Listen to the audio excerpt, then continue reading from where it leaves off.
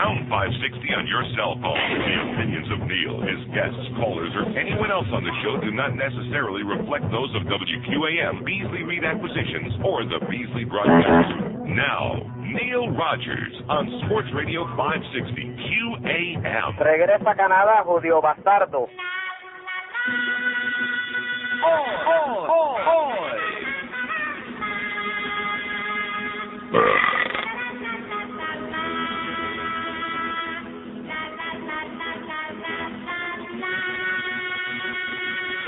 Hey, Elián González, why the hell don't you go home? Yes. And stop all of that whining from all the crazy Julio. Go back to Cuba with your papa, Estoy muriendo aquí. where you can play in the mud. We'll pack your beans and enchiladas. I'm dying over here. Just go away, we're all fed up. Hey, Elián González, why don't you go home? Hey, Elián González, go home and leave us all alone. Lizzie, I don't want to go back. I like shopping for free toys better.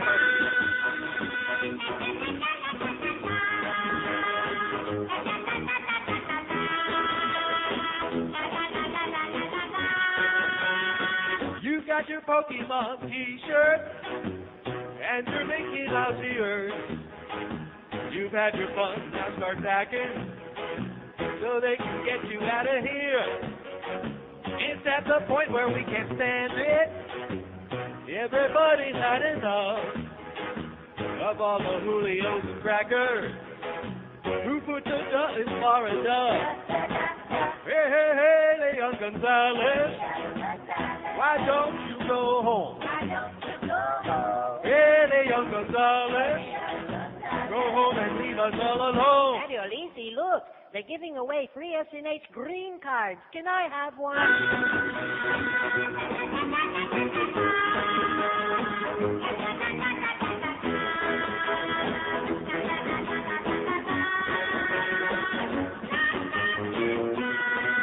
The media is sick and needs help badly. 10:03 at 560 WQM. Happy Tuesday to you, boy. Am I glad that yesterday I took a rest from all this crap? Uh-huh. Yeah. See, I knew it. I must have been psychic again. Because they were resisting. Oh, Elián this and Elián that. And I said, please, just one day, let's have a rest. Is there anybody in this audience who's been able to watch Guiding Light all the way from beginning to end any time in the last month and a half? No. No. You crazy. Let me say it again. 4, 6, 7, and 10. They keep doing us. They did it again. They keep doing us wrong. You're a bunch of lunatics, man. Over and over and over again. You can't watch one goddamn program in this town, a network show, because every 5 minutes, bada-beep, bada-boop, bada-bop, instant, live, late-breaking, hysteria. And it's the same goddamn people. You know, how come nobody on any of these local channels ever asked the question, what do these people do who are camped out here day after day, night after night, round the clock? Where do they go and take a crap? What are they doing? What is their life about? Do they work? The same 200-300 Getchkis down there, hour after hour after hour. And here the grandmothers are coming, and here's the Tamiami Airport, and there's a plane in the sky, and here's the plane is landing, the Learjet is landing, and bada-beep, bada-boop, bada-bop, and here's Elián coming back from Kmart with a little bag with a brownie camera, and he's going to take a picture of him with Grandma tonight. And Elián just farted real bad, and people are embarrassed. And Elián just had his first diarrhea in the U.S., and Elián just picked his nose, and Elián just went and took a big dump, or what, you know. You people are crazy. And here we are in this town, and we're the prisoners of this crap. That's the saddest guy. That's a bitch. Is that all of us who live here, most of us who couldn't give a flying crap less about Elián or his great uncle or his father or his grandmas or any of this other swill. And again, we're just held hostage waiting for whatever's going to finally happen, and then the fallout from that, the reaction. That's what everybody's peeing in their pants about, is if things don't go just our way. See, that's the way this whole thing was posed yesterday. It's like, oh, yeah, come to the house and see how great he's living here and how happy he is and how wonderful the environment is. Not that it's staged or anything, of course. And come and take a look at this. And then as long as you go along with whatever we said, everybody will be happy and throw more flowers at you. And they finally said, no, we don't think so. The Herald finally got it right, even though they're full of crap on this because they're so busy pandering, unlike the Sun-Sentinel that has been objective about it. But it says both sides are full of crap. Well, that's what I've been saying all along. Both sides are full of crap. They're coming, they're not coming, they're here, they're there, they're going to have... But I can honestly tell you, after having seen some of the pictures from the hysterical, toothless people out there in the last couple of weeks, comunista, comunista, carrying on at various times, that if I were in the grandma's position, as anxious as I was to see my grandson, I don't think I'd be all that secure in seeing those pictures on television of hundreds of people. And you notice when Ramon Saul Sanchez got up there on his megaphone, yo quiero Taco Bell, whatever the hell he was talking about, to tell the crowd to disperse and go home, they some of them started backing away, and then half an hour later, they're all still there. Go home. No, we don't think so. This is our life. Maybe these people don't have a home to go to. All these toothless desperados, most of them over the age of death. I mean, seriously, that place makes Cemetery Village look like a teenage camp. That's how old those people are around that house, morning, noon, and night. It's like a substitute life for these people. And then, and who knows who to believe? I mean, I don't believe any of them, but allegedly the National Council of Churches, and of course I'm starting to get real leery about them. But at any rate, they're giving a song and a dance about how they wanted to meet at either at the other great uncle's home, where there wasn't all this hysteria going on, or at a church or some neutral site. That's all. We'll be glad to meet with this family, this pseudo family here, and with a little kid. But let's do it at a place where there isn't all this circus going on outside, and 8 million people from the media, and 200 or 300 people that allegedly are going to throw flowers, but we're not so sure. Comunista, comunista, etc., and so on. So the bottom line was nothing happened. And watching these hysterical people, oh, they're going to get on a plane and go back to Cuba. Oh, no, they're getting on a plane and going back to Washington. No, they're not going anywhere yet. Oh, yeah, here's the flight plan. On and on and on, hour after hour after hour. And like I've been telling you, like it was something important. It's not important. And this poor little kid, why, you mark my words, they're showing all the good pictures now, and he's running around and playing like a little kid. But the fact is, he's going to be a mental basket case by the time they get through making him this human wishbone. I'm the first person that told you that weeks ago, right after we got here. That's the term I used, and it's more appropriate now than ever before. He's like the turkey leg at the Thanksgiving, the wishbone. Yank it on one side, yank it on the other leg, and they're going to split him right down the middle. He's got to be a mental case. Because there's just enormous, never-ending propaganda on both sides. Please don't tell me it's only from Fidel. The propaganda on this side is as nauseating, if not worse. At least we expect it over there from a totalitarian Italian dictator, whatever the hell he is. Piece of crap. And then I love Connie Mack getting up there. How's that baseball coming along, Connie? How's Grandpa doing? Connie Mack gets up there in the Senate and he says, oh, yeah, well, I want the exact quote. We don't want the appearance of, here it is, his mother gave her life in her search for freedom. I don't want the decision to be made by a federal agency that is subject to political pressure. Yeah, like there's no politics in this, right? That's why all these politicians are foaming at the mouth about this. Like there's nothing else important going on in the country or in the world or anything that needs to be addressed.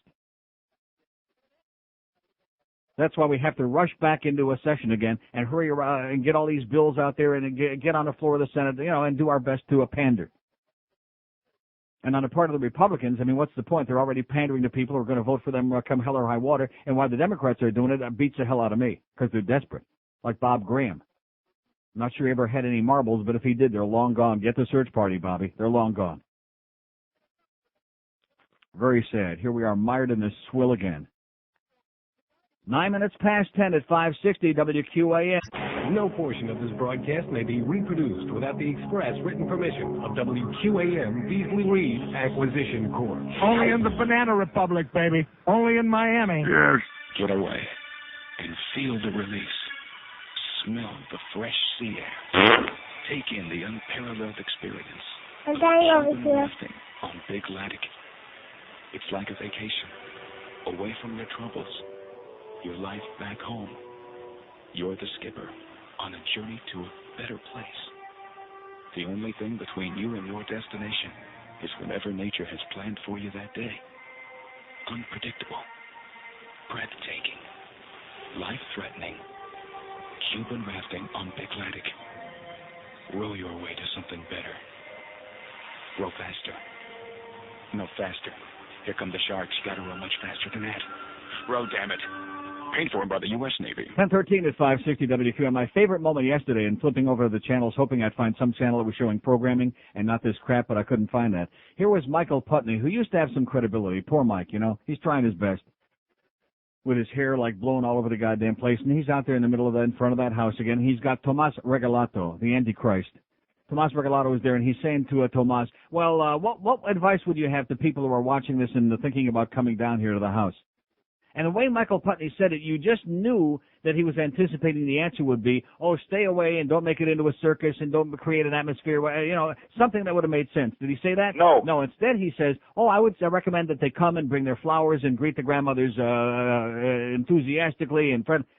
So, and Michael Putney, just didn't know whether to scream or eat a banana and says, but peacefully, of course, right? Oh, yes, oh, yes. Tomas Regalato. Have you ever seen him and the Antichrist together? No. What did I tell you? Oh, brother. Morning, noon, and night. And see, the answer to this is very simple. Very simple. Somebody with some balls somewhere. Can we find anybody with balls? No. Says to Judge Hoover up there, hey, listen, before Congress has a chance to start any more pandering and passing these 85 million bills, just let's get the emergency hearing. Let's get in there. Give a couple of hours to do it. There's no new information. They've already, the INS, Jan Arena, they already got all the information from the father, the interviews, this side, and make a decision. And whatever the decision is, either he goes, fine, or he stays, great, no problem, and then we go on with our lives. How do you like that? Like today. Today by noon would be good. But we just somehow can't seem to do that. Somehow, some way. That's the answer. And if the people here don't like the answer, which is obvious that they're only prepared to behave and be very nice so long as they get their way. And if they don't like the answer, you know what? Tough crap. You can't always get your way. That's the message. We ought to take out a bunch of billboards with a picture of some old Julio exile there with his teeth, the rotten teeth, saying, hey, guess what? Banana boat man, you're not always going to get your way. Tough crap. Life goes on. Get over it. Yeah, it would be a great billboard campaign. That'll be right after our QAM billboard campaign. Oh, yeah, sorry. By the way, where's my paycheck? I just mentioned it in passing. What is it? Oh, it's still busy. What do you mean by that? She's on the phone. No, I think she's got the phone off the hook. I think this could be another one of those days. It better not be, because I hope you're prepared with some material. Here's a mobile in Miami. Hello. Mobile in Miami. Our first call of the day. And look what, George? It's black. It's black. I reset the thing. You didn't hear it, but I did. I can just hold on, pal. I beg your pardon? Well, it won't go on the air. You just saw it. I punched it up, and it came up black, painted black, like the Rolling Stones say. Well, they're all going to get hung up on now when I Oh, no. Here, wait a minute. I just want you to stop. It's 16 minutes past 10. I got most of the lines are already lit up here. I barely said hello because we know what's going on here today. And here's another example. George has got to reboot the phone. All the people around hold are probably going to get hung up on, going to have to call back because you can't do a radio show in the studio. There they go. They all just vanished. They all disappeared. Now they'll have to call back. And hopefully when they do call back, we'll be able to put them on the air. Welcome to 560 WQAM, a shame, a disgrace. We cannot do a radio show in this studio. I'm announcing that to the public right now. I want to make sure that every man, woman, and child in South Florida and all over the world on the Internet understands we cannot do a radio show in this studio without embarrassment and humiliation and degradation because the Beasleys are a pile of crap. And where's my check? I mean, this is just, never in my life, I've been in the business 6,000 years, I've never encountered a place like this where every day you come in after a month of twisted kishkis because of stress and you have no confidence that you can go on the air and put a goddamn phone call on the frickin' air. Why don't you punch one up just to see if it works because why you're should not I bother sure? answering all these? Oh, I It's not see. gonna. Here's a mobile in Miami. Hello. Oh, good. Yeah, Neil, how There you we doing? go. All right, let's hear it. Hey, I'm wondering when Channel 7's going to have their toilet cam and Rick Sanchez is going to watch Elian take a crap. That's 5 o'clock this afternoon, as a matter of fact. Stool samples at 5:30. 567-0560, pound 560. I mean, when do you finally reach the point? I'm asking myself out loud. When do I finally reach the point where I just throw my arms up in the air and say, okay, time to call up Norma on the phone and just sue these bastards because they will not, they refuse, they're either incapable of or they refuse to give us stuff in here to do a radio show. They just won't do it. And they're talking about my doing a show from Toronto, from Amsterdam. They can't even do it right here in Miami. They can't get the goddamn thing right in the studio in this make-believe piece of turd. And please don't insult my intelligence and tell me it's the same phone thing in the other room there. I don't ever hear any of the other shows having these problems. No, this is ours. Maybe occasionally a line, a bad line, or that can happen anywhere. But this is strictly this piece of turd right here, this piece of crap. And we've been in here now, it's 10 months and counting in the studio upstairs, which, by the way, is it finished yet? No. A mobile in Sweden, how is that possible? Hello. Neil, how you doing, sir? Okay. It's very possible. I hear you on the internet. I called you back around Chanukah time when I was going over to Peter Forsberg's house. Right, around Chanukah time, yes. Yes, exactly, around Chanukah time. It's right now, it's about 4:30 in the morning, 4:20 in the morning over here, and I'm sorry to hear you're having those problems in your radio It's station. what time? It's about 4:20 right now. In the morning? In the morning over here. In Sweden? Yes. No. Yes. No. Why is that? Thanks, Miriam. Why is that? Yeah, No, another fake call. How do you like that? And he hangs up. It's not 4:20 in the morning, sir. I hate to break the news to you, because if you were there in your car on a mobile, you would know that it's 4:20 in the afternoon. They're 6 hours ahead. I've been in Stockholm, sir. So again, nice try with your phony call. Why is that? 6 hours ahead from 10:20 in the morning here looks like 4:20 in the afternoon to me. And he tells me it's 4:20 in the morning. Do you think anybody in Sweden would be driving around at 4:20 in the morning in a car calling this show? No. So nice try, pal. Hope you and Peter Forsberg have a nice lunch together. By the way, he's over here. 567-0560, pound 560 on the AT&T line. 877-78. Well, why do people do that? Well, what's the point of that? It's funny to them. That was funny? That was pathetic. Here's Coral Springs. Hello. Hey, Neil, how you doing? Okay. I got a question.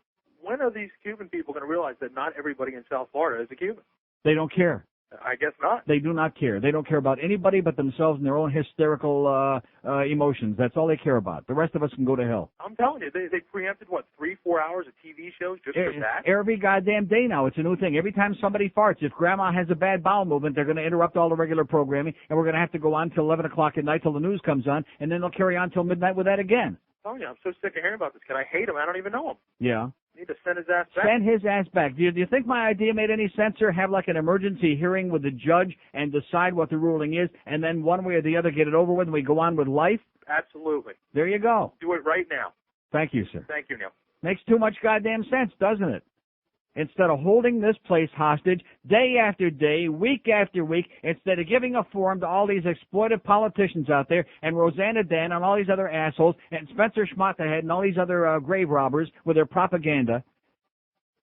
First of all, let me say this. If Fidel Castro didn't want the grandmothers to come here to meet with the family and with the grandson, why did they let them fly here in the first place from Washington? Because you know that everything they do is being orchestrated from over there. They're pulling all those strings. And if you're in their position, you see this stuff on TV with these 200... I mean, why in the world did there have to be any people outside that house? If you're going to secure somebody's safety and make them feel that they're safe, like taking Michael to the Louis restaurant in the Bronx, where he'll be safe for that meeting with McCluskey and Saluzzo. If you're going to make sure that they're going to be safe, you show them, hey, there's nobody out there. The media's been cleared away and there's no crazy people. And here you go. We got a couple of cameras just to show you, to reassure you that the whole area has been secured. We got a lot of police protection, security. You go in there, it's a private family thing, and you do whatever you're going to do. But these people have planted themselves there like they live there, like they belong there, like this is their life. Here's a mobile implantation. Hello. Neil, can you hear me? Yes, sir. Yeah, you know what's ironic about that? Actually, I'm Cuban descent, and I don't give a crap one way or the other whether he goes back or not. Neither does my family. But what's ironic is if you listen to any of the Latin radio stations, one of the things they always bring up is how bad this kid's going to have when he gets back to Cuba, and what kind of an example the moral fiber is in that country, et cetera, et cetera. I know you read the article in New Times, right? Yeah. About how about the criminals in the family here, yeah. Yeah. What kind of moral upbringing is he going to get here with that surrounding? How come they never bring that up? They never touch on that. Well, they're a bunch of peasants. First of all, I mean, they're really I hate to say scumbags, but they're certainly not an uplifting family. Yeah, you're right. But I mean, the point out moral fiber and upbringing, if he goes back, how bad it's going to be, and just overlook something like that, where both of them are major criminals, assault and battery. I don't understand that. It's like selective. I don't know. And it's really interesting that Mr. Who was it? It was Pedrosa Garcia, whatever the hell his name is. I know the former commissioner. He said that when they put him in that school, they put him in first grade or whatever it was, or second grade. They put him a year ahead of where he ordinarily would have been because he said that he spoke Spanish very well and he had a very good education. Now, where did he get that education? Exactly. I mean, it's just selective memory lapse or something. You know, just whatever's convenient for them to make their point. And then what the real chutzpah was, some of the people outside the house were saying, oh, well, we want to be here just to make sure that when the grandmothers see Elian, that we see the look on their faces. We want to make sure that they really care about this boy. Now, what kind of an idiotic comment is that? So, in other words, grandmothers in Cuba or in communist China or in the old Soviet Union, grandmothers don't care about their grandchildren. They don't love them because comunista. What kind of crap is that? It's their usual spiel. I mean, it never ends. It's always the same thing. It's just a new excuse. Let's all pray today for a swift conclusion, one way or the other. Like you said, I couldn't care less either way, but just get it over and let's go on with life. Please. You're God. God bless me. Thank you. I'll pray for you. 5670560, pound 560 on the AT&T wireless line. I mean, is that so difficult? We just want a life back. Not that we got much of a life here in South Florida. It's a pretty boring place. But, I mean, most of us have some kind of a routine, a life that we look forward to. I went to the track, plunged my guts out last night, had a good time. We do these things. People who want to go to the airport, get on a plane, they're like doing a Green Apple Quick Step, worrying about the day that they're going to go, that they have a flight schedule to go somewhere. Is that going to be the day that all crap is going to break loose? Because these assholes aren't going to get their way again. This is not a way for a community to run. If we had any leadership at all in this town, besides the pandering assholes like Mayor Pinga Pequeña and Joe Carroyo and all these other assholes, if we had any gutsy leadership here, they would say, let's disperse these crowds out there. They don't have any right being out there in in front of that house. And, of course, you notice the family, these distant relatives, by the way, this distant relative family, they are loving it, putting on a good show for them. Oh, here's little Elian, just came back from Kmart, and he's got his 2 little bags. It's pathetic. It's sad what they're doing to this kid. It's tragic. And like I've been telling you right from the beginning, nobody on either side gives a crap about this kid, other than the immediate relatives. But nobody cares about him. It's a pissing contest between Fidel and the anti-Fidels. That's all it is. And the politicians, the grave robbers in this country who are trying to say, oh, well, let's not make it a political football. That's exactly what they're doing. Poof, you're a citizen? Forget do you want to be a citizen. Forget if you're old enough to make the decision for yourself. But poof, you're a citizen whether you like it or not, because we're grandstanding here. Just a pile of crap. And these people like Rosanna Dana that keeps talking about, well, it's a country of laws. Yeah, it's a country of laws, okay, honey, but you don't want to obey them. That's the problem, because you're too busy pandering.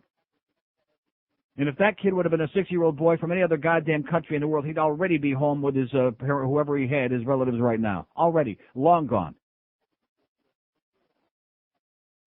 And then this guy who up in Pompano there who went out and saved them off the rubber raft, one of the 2 guys, the fisherman, he's over there, oh, well, we're all good Christians, and we have to pray together, and Jesus this, and they're rubbing their rosary beads, and they're rubbing each other, and their teeth are falling out in the ground. Any panhandlers, by the way, you better get down there on 8th Street or whatever street that's on, because there's some loose gold fillings hanging out.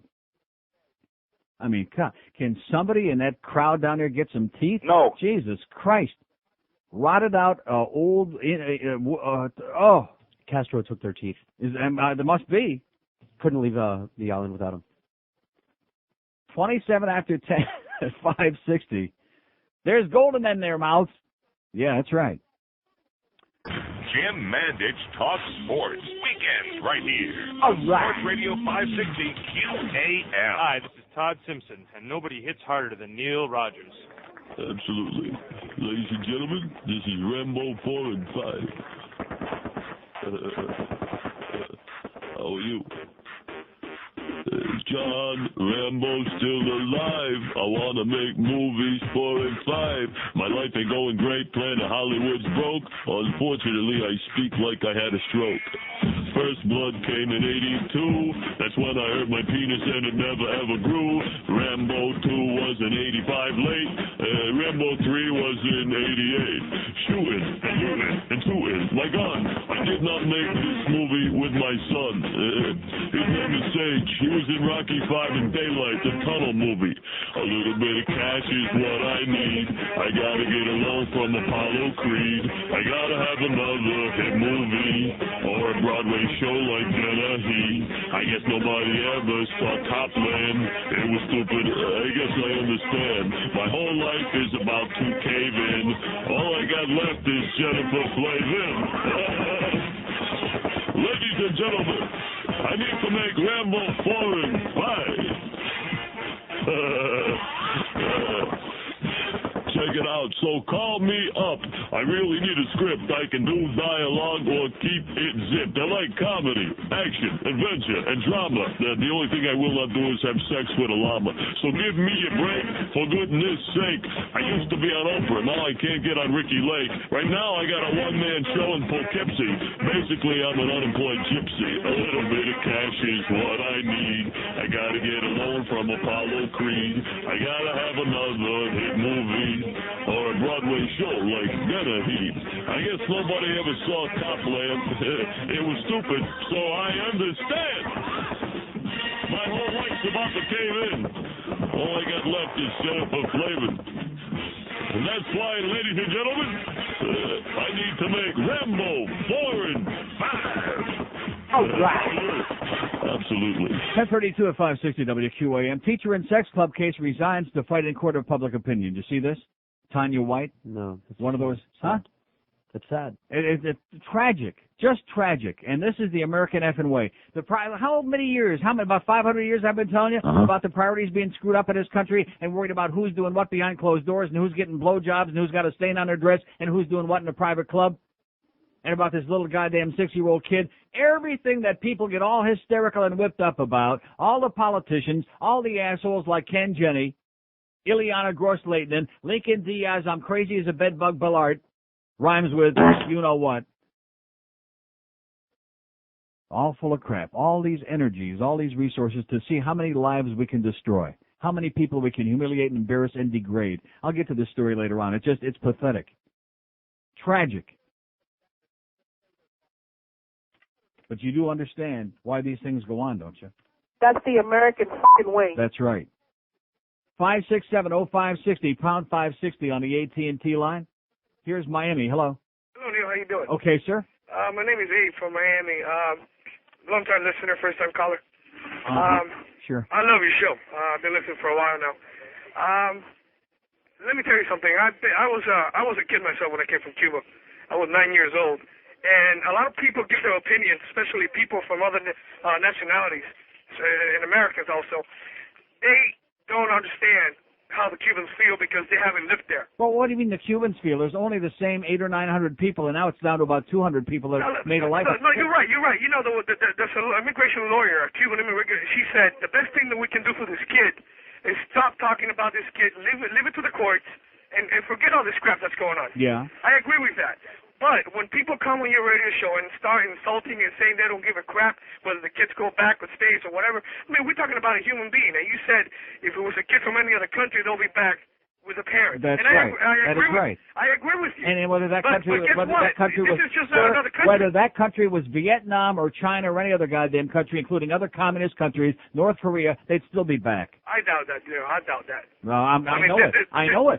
This is a nation that's supposed to protect human rights. And I'm not saying that I do not agree for this kid to go back. All these people are asking for it for a day in court.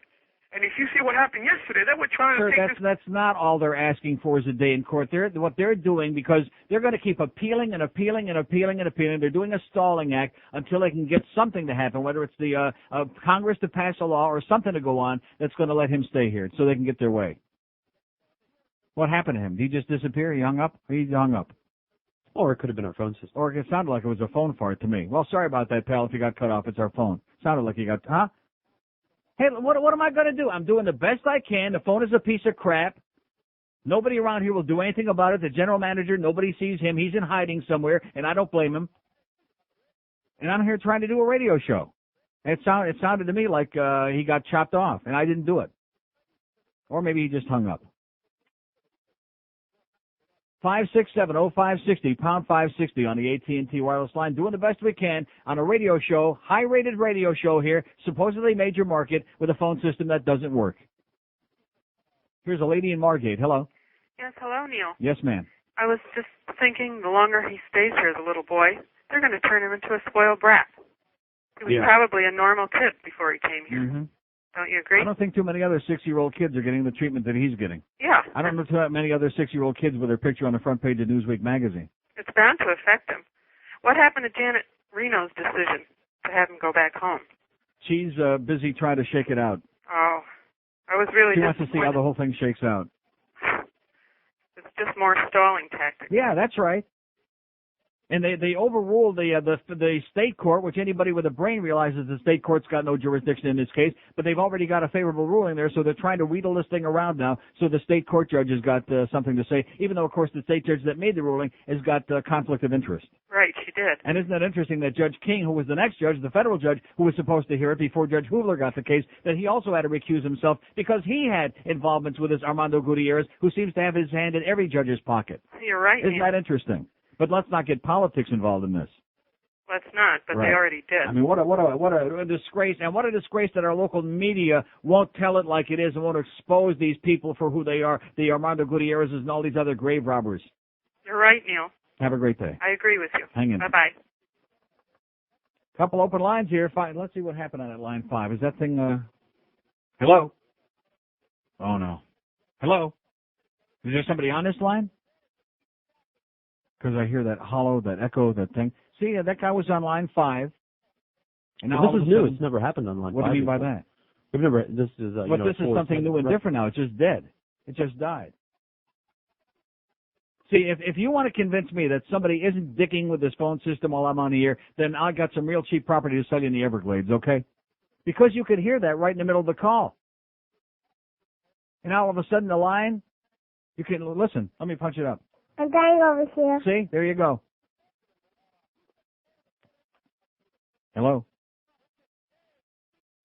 Dead as a doornail. Absolutely, positively dead. Muerto. I'm sorry. Muerto. It's just like this place, just like this make-believe radio station, dead as a doornail. You know, my friend of mine, Derek, asked me at the track last night. He says, does this stuff that you're talking, does this really go on or is this just shtick? Do you just embellish this? I said, believe me, trust me, nobody could make up the kind of crap that goes on here. And they just expect me, just wind it up, just like that Ron Popeil thing, just set it and forget it. Just turn the transmitter on and all these things will miraculously appear. We don't have to do anything to facilitate it. He'll come in and make magic again 4 hours every day. And they just don't want to do this thing right. They just refuse to do it. 21 before 11 at 560 WQAM. The Panthers host the red-hot New Jersey Devils in a battle of division leaders tomorrow night. Join the new voice of the Panthers, Chicks McDonald. He scored! And Randy Moeller for the action. Panthers preview starts at 7 here on Sports Radio 560 QAM. This station stands for nothing. In theaters now, from the producer of The Sixth Sense, it's The Seventh Sense. I smell old people. Well, me too. They smell like Bengay. No, like mothballs. They smell like albacore. No, like floor polish. The Seventh Sense. No, like an albacore stuffed with mothballs. Showing now. How'd you like to smell some of those old losers standing down there with their rotting teeth? See, this is what's really tragic and what I don't understand. Maybe some of you can explain it to me, okay? Is that at the very most, there were 300 people. I would say 250. Most of the time, there were a couple hundred people there outside that house last night. And it's the same people. They even had the nutcase that they had to drag off, the one who jumped out of the stadium in Baltimore when they had the Cuban baseball team up there and jumped on the field and tried to stir up a disturbance. They called him a professional agitator, a Schmidt disturber. And they had to whisk him away, But it's the same people, the same faces. None of these people work. They're all over the retirement age. There are the guys are the ones that sit down in Domino Park all day playing with each other and dominoes too. And the old women are the ones, who knows what the hell they're doing laundry outside and hanging their laundry on the line. And they're just there. And these are the people who are disrupting this whole community. We're on lead story on CNN, headline news, MSNBC, CNBC. The market yesterday went in the crapper. Nobody cares because we're worried about that little boy and the grandmas. And here comes that plane at Tamiami Airport. And guess what? They're still at the airport. And here's these assholes from the National Council of Churches, which, like I said, I got, the fact that they were the Council of Churches speaks for itself. Getchkis. And there's that Spencer Schmattahead, the attorney down there, feeding nothing but pure, nonstop propaganda. Anything. If the grandmothers took a crap, he would tell you that Fidel had something to do with it. And there's Ramon Saul Sanchez up there with his megaphone. And everybody go home. And are they going home? They're not going. No. Where are they going to go? I think we got 200 homeless people down there. 200 old Cuban homeless people. And they found a place to hang out. It's better than under the overpass. Probably the food is better. And certainly a lot better publicity. And then you got Tomas Regalado, like I said, El Anticristo. And who'd I leave out? And then and of course Armando Gutierrez, who's busy, smearing the judges all over town. And that's what you got. That's it. And this small band of malcontents, of militant assholes who insist on getting their way, they got a whole goddamn town, not just Dade County, but all of South Florida, as perceived by the world, is held hostage by these assholes. And nobody here will step forward and say enough of this crap. Nobody will do it. And let me say it again, 4, 6, 7, and 10, you people are a disgrace to this community. You're a disgrace, covering it like a bunch of high school cheerleaders. And never once asking the obvious questions of who are these people and how can they afford to be staying here round the clock, morning, noon, and night, and what's this all about? And nowhere in the mainstream media has any of the questions ever been raised about the family. From this New Times article, nobody wants to touch that with a goddamn hot finger. No. Just be there and hyperventilate, just like the people there. And we can't even watch a goddamn TV show. Here's Miramar. Hello. Yes, Neil. Yes, sir. How you doing? I enjoy your show a lot. I'm listening to you here, and you hit it right on the head with the prisoners. I mean, I come home at night. I like to watch the news. Mm-hmm. It's gotten to the point where I'm watching Weather Channel to get any kind of that's the only place you can turn now is the Weather Channel. You hear this phone? How this phone on time? Elián sighting on there. Yeah. I mean, it's gotten ridiculous. I mean, when are they going to stop? I mean, last night I think just went overboard with the plane. I mean, I was ready to kill myself. And it wasn't just last night because you were probably working during the day, but I get home around 2:40 in the afternoon. Yeah, me and too. all afternoon and all evening and all night long. If it I'm at wasn't the for track. I'm ESPN flipping on the local channels on our TV that never stop. Exactly. If it wasn't for the old Super Bowl moments, I mean, thank God for them because that's all we can watch right now. Yeah. That doesn't have Elian sitting in the stands with a flag waving it. I mean, it's gotten ridiculous. I just want to know, with all the Paco Robans that are down there right now, why can't somebody help this guy take his Christmas lights down? That's what I want to know. Yeah, good point. Well, he's getting ready for next year. I mean, he must be. I mean, is it just me, or did he get a new car since this has happened? I mean, probably 2 or 3. They probably got a limo now, too. It's unbelievable. I mean, I enjoy listening to your show. I mean, really, we don't have much to talk about, but it's pretty sad. I mean, the Panthers are great. Go Panthers. But, this is just getting ridiculous. This make, the last 5 Americans that are left in this town, I think, are going to leave soon because of this, and it's really sad. I just want to say I enjoy your show, and I appreciate the time. Okay, see you at the passport joint. Okay. Thank you, sir. 567-0560, pound 560 on the AT&T wireless line. What happened? The overhead. This whole system here today is really, and of course you do realize our engineer was in here yesterday. Yes. Oh yeah. So that's why everything is all screwed up. Like the guy was screaming in my ear at the hockey game the other night about the engineer. Maybe we ought to, just part-time. I've suggested this to Greg Reed, and of course his response when I suggested we might get like part-time a real engineer in here. Yeah. That was his response because it might cost them a few bucks, which they don't have. You do understand that, don't you? Uh-huh. 567-0560, pound 560 on it. And let me say it again for the 8 millionth time, because yesterday Channel 10 showed a poll. Dwight Lauderdale was sitting there hyperventilating. Oh, and there's been a great turnaround. In the beginning, after Elian first arrived, it was like 85 to 15% of the people here wanted him to stay. And now, all of a sudden, it was their latest poll was 38% stay and 58% here said goodbye. And nationwide, it's at least 90%. Every poll they do, 90% he should go back with Daddy and let's get this over with and get on with life. But where are the people, the 99% of the people in the Cuban community? I'm sick and tired of constantly having to ask this every time something like this goes on. They're in a closet. The cat's got their tongue again. They will not speak out. And that's why this goes on. And that's why you're stereotyped. And that's why people hate your guts. And I give you the opportunity to speak out and condemn this crap and to tell it like a person with a goddamn brain, a rational person, an educated human being, and you won't goddamn do it. And that's sad. And you suffer the goddamn consequences of it because the cat has got your tongue.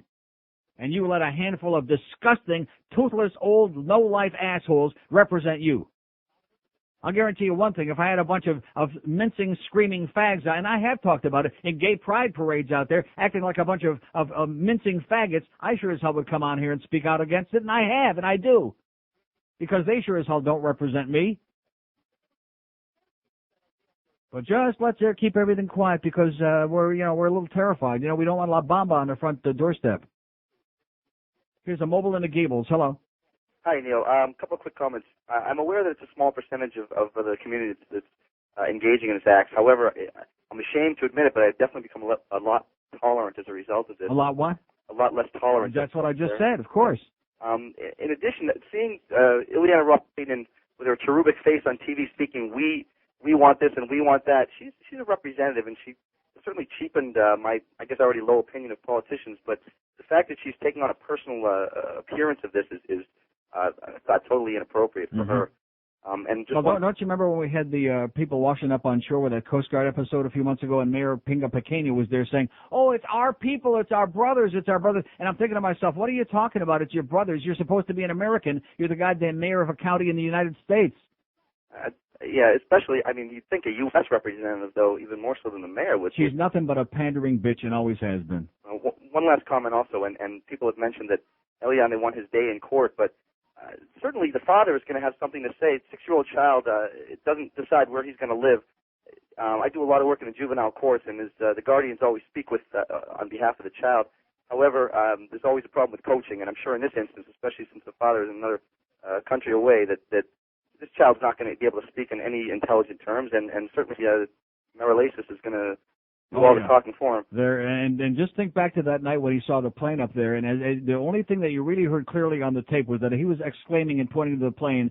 The adults in the yard were saying, "Oh, no, no, no, no." So whatever it was that he said, they were trying to shush up. They weren't too happy about.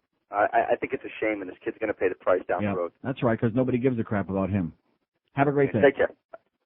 5670560, pound 560. How long do we let this go on? How long does it drag on? Right here on this radio show, I am the only goddamn voice in this community that will talk any sense, that gives you an opportunity to speak a dissenting point of view from the nonstop, 24 hours a day of propaganda bullcrap of Schmidt that emanates from all your TV channels. I mean, I know I'm going to get a real objective opinion from Elliot Rodriguez or Rick Sanchez or these other professionals. He's on there last night talking about speculating about what they're going to have at dinner when grandmas arrive there, and about the wonderful meals they had of horse meat and black beans and rice or whatever the hell they were talking about. You're not objective. You're just a bunch of goddamn cheerleaders. You're not news people. You're not doing a service to this community. You're doing an enormous disservice to this community. By the way, you're slanting this crap.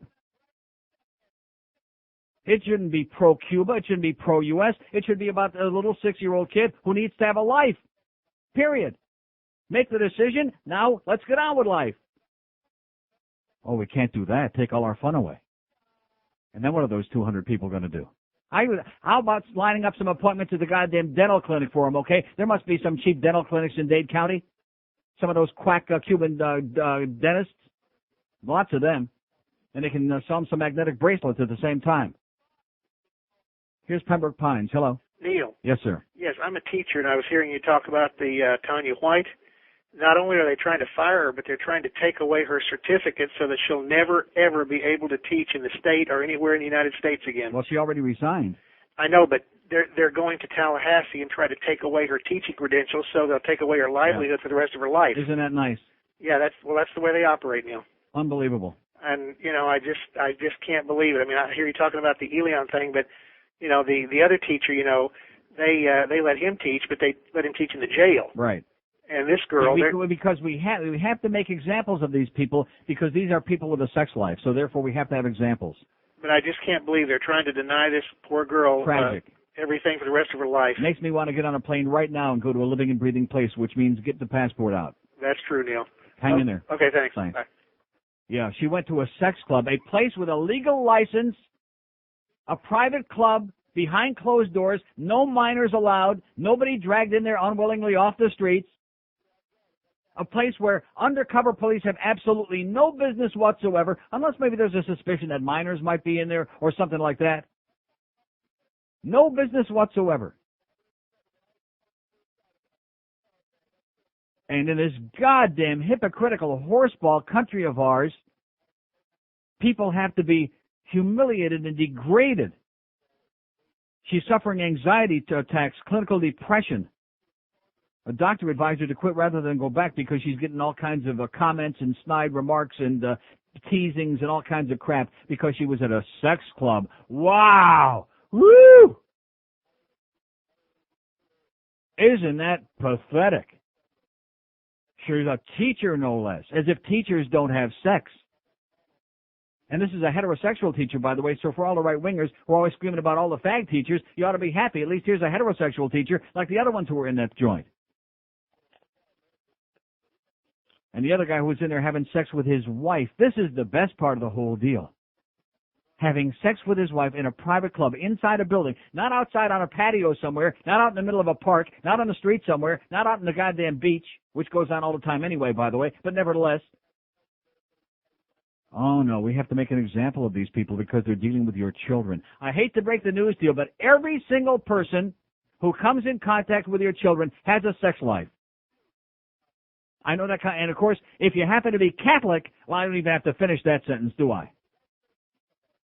You know what I'm saying? If you have to be Catholic... There's no fags in the church. Every single priest who comes in contact with your children has got a sex life, even though he'll lie to you about it, and most of them are fags. The biggest closet in the world. But that's okay. And when we have a case there of child molestation, we sweep it under the carpet, we send them off to New Mexico to be cured, and then we send them to the Archdiocese 1,000 miles away, and then they molest somebody else's kids, and it's okay. This country, like, reminds me of that kid that called that one day, oh, screw you, Neil, screw, when I was talking about Amsterdam and about how great it is in Western Europe and how light years ahead of us they are. Screw you, because you didn't like what I had to say. You know something, pal? You screw me all day long, pal. I'll say whatever you want, but the fact is I'm right and you're wrong, because I know what I'm talking about. This country is in the Stone Age. President gets a few blowjobs on there, and they practically bring the goddamn government down. This is what your Congress is hard working at. All these hypocrites like Dan Burton with his illegitimate kid and Henry Hyde with his goddamn marriage that he broke up with the guy that's up there crying in Weston right now, that old fart. All these goody two-shoes hypocrites because Bubba got a couple of blowjobs. Big stinking deal. And now the whole same Congress that did that, they're about some 6-year-old kid, as if they really care about him, which they don't. Connie Mack couldn't give a flying crap about that kid.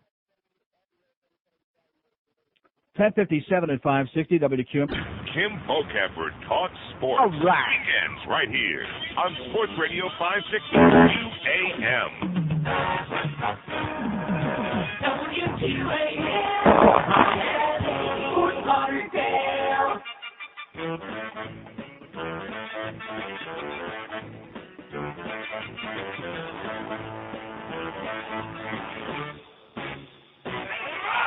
We are the arrogant Cubans of Miami. When we don't get our way, we stamp our feet. You will grant us our demands or we'll get angry and resort to blocking traffic in the street. We know that Gilligan can run a bigger island, but we're the most important people in our minds. Elián! The favorite killer!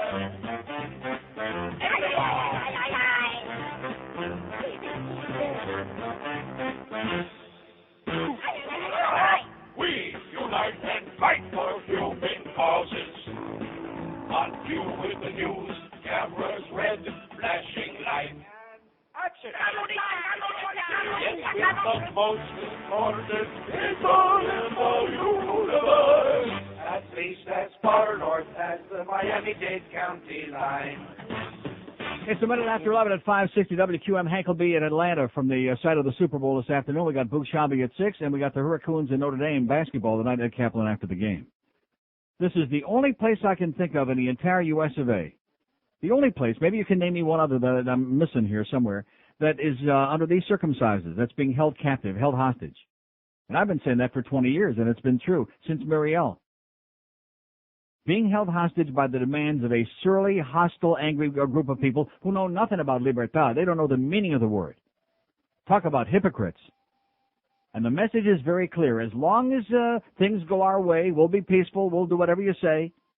And although it's interesting, they didn't do what they said, because when he said disperse and go home, did they go home? No. No, they were still there. They kind of like milled around a little bit, changed position, but now we're not going. So if that being the case, one has to really wonder what would have happened. You know, as emotional as some of these people get a little hysterical. What would have happened to the grandmas really showing up? Here's Miami. Hello. Hey, Neil, how you doing? Okay, sir. I'm the guy from Line 5. You phone sucks. Anyways, I called because I wanted to talk again with you. I forgot where I was at, but meaning I begin by telling you I was 9 years old when I came here. Yeah. I didn't get here in an inner tube, but I got here in a boat. And I could relate to this kid, even though he's 3 years younger than I was when I got here. Yeah. I just can't imagine what's going through this kid's mind with all this thing that's going on. The best thing that can happen is for everybody, the media, standing with the media. It's the media's fault. They're the ones coming with all this bull crap all day long on television. That's right. They're the ones making I'm it even into a sick of circus. it. I'm even sick of the television. Right. I mean, I'm home and trying to show some cartoons to my kids or whatever. I can't get nothing on TV. Just Elián, leave the kid alone. Let the process go to court or whatever. And whatever decision is made in court, then that will be it. But let's start by telling the media.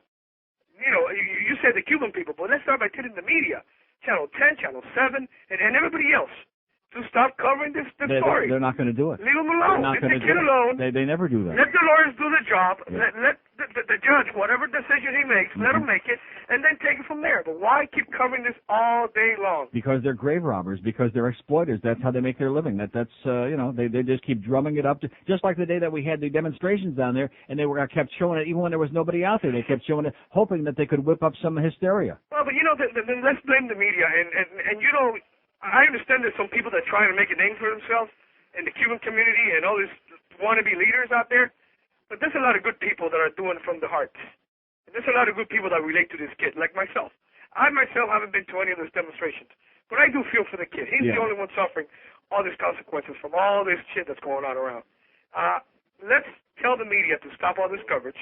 Let the process go through the federal courts.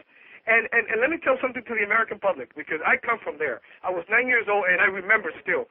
When my mother gave me a piece of cheese or whatever, I had to eat it in the house, because I remember as a child she used to tell me, don't let the neighbors see you eating that piece of cheese, because we're not supposed to have that. Mm-hmm. And how do you think, I mean, I'm 9 years old, and I remember that. Yeah. I mean, so people don't really know how do you live over there. As a kid, I remember.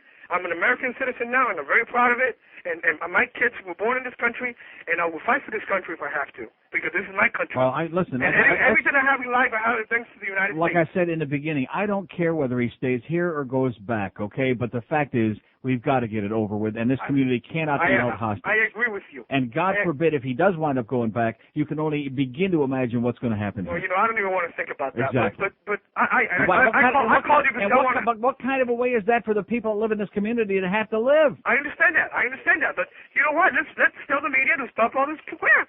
Okay. Stop covering all this crap. The media is the one giving all these kids the publicity. Okay, hold your breath, pal. All right, Chief. Good luck. Good talking to you. And don't eat the cheese. Well, now I could. Don't cut the cheese anyway. Okay, see ya. I'm in Freedom Town. Say goodbye. All right, take care. Don't cut the cheese. Or was that don't forget the cheese? 567, that's what Monica said. 5670560, pound 560 on the AT&T line. Out of town line, they're all laughing at us around the rest of the world, including that fake call from Sweden. Well, that was great the way that that was beautiful. What time is it over there where you? Oh, it's in fact, I didn't even ask him what time it was. He volunteered. It's 4:30 in the morning here. Now I can assure you, having been there, that 4:30 in the morning and 4:30 in the afternoon don't quite look the same. And I double checked, asked him a second time. Beautiful fake call there, sir. Hey, I'm over here in Sweden on a mobile. No, you're not. You're probably in Sweetwater. Or deep. Here's Hialeah. Hello. Hey, Neil. Yes, sir. There's no teeth on those Cubans. Anyway, I'm a Cuban-born American, and I am truly embarrassed by the behavior of these surly, pathetic idiots. Mm-hmm. Well, where are the other 850,000 Cubans? Where are they? Are they in hiding somewhere? Are they crawling with a bag over their head in shame? Is that what they think? Probably. Mm-hmm. And it's so simple, so very simple. All they have to do is think about it, that no politician, no attorney can keep a child away from his biological parent. Mm-hmm. No matter if the father's an atheist, a black, white, communist or not. It's very, very simple. And all they're doing is prolonging the inevitable. This kid is going back. I'm pretty sure. I'm 99.9% sure he's going back. Mm-hmm. Sooner or later, because that's his dad, period. And a story, his mother died, whether she was coming for a better life, whatever. That water under her. That's history. Or over her, as the case may be. Oh, okay, in this case, over her. Hey, Neil, this weekend I'm going up to Pompano. Know of any new or good restaurants out there? Have a great day, pal. All right. Yeah, there's a place called I Poppies that I think you really love. They sell Hummentashen. 5670560, pound 560 on the AT&T wireless line. See, Eliana Gross, Rosanna Dan, and she keeps talking about the land of the laws. The law says that the father has got the right to speak for the kid. That is the law. That's the immigration law. And the father says he wants him back there. And whether Fidel is telling him that or not, I mean, it doesn't take too much intelligence to figure the father wants his son back. It doesn't take a rocket scientist to figure that out. Especially in light of the fact that the father didn't make any attempt to come here with them, with the ex-wife and the whole the ganze Mishpacha on that latest smuggling thing there. Oh, we're not supposed to say that? Okay. We don't want to say that people are being smuggled over here, because that sounds bad, even though it's true. God forbid we should tell the truth. 8 minutes after 11 at 560 WQM. The sports leader. Sports Radio 560. QAM. Anybody have a heart or a liver? Are you on edge, walking that fine line, back up against the wall, running on empty, trapped in the rat race, burning the candle at both ends? Feel like just another face in the crowd, lost in the shuffle, another cog in the wheel, a rung in the ladder, an unpopped kernel in a bag of microwave popcorn, treading water, running in place, stepping one step forward and two steps back, not realizing your full potential, not making the grade, not up to snuff, don't think you can make the final cut, going against the grain, feel like the odd man out, the black sheep, the third wheel, a thorn in the paw of your employer, butting heads, rubbing each other the wrong way. Well, actually, no. Oh, then never mind. It's 12 minutes after 11 at 560 WQM. Here's a good point. Somebody faxes, I'm thinking of canceling local channels on my small dish. Watching a plane sit on a runway for 3 hours is not my cup of tea. How much longer until election time so we can get back to whatever it was? How much longer? Also, it says, was watching the Leafs game last night. They seem to be having an attendance problem. They have an attendance problem?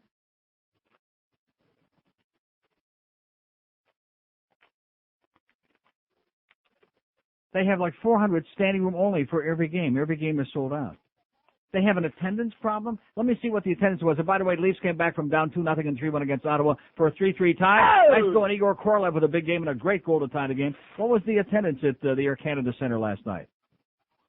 19,210. What's the capacity? 18,800, which means there were 410 people standing. They seem to be having an attendance problem. Are they having an attendance problem in Toronto? No. No. Every game is a sellout. Every game is standing room only, people standing. So that takes care of that. Hockey facts. Another expert.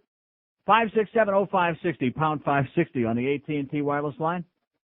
Here's Pompano. Hello. Hey, Neil. Yes, sir.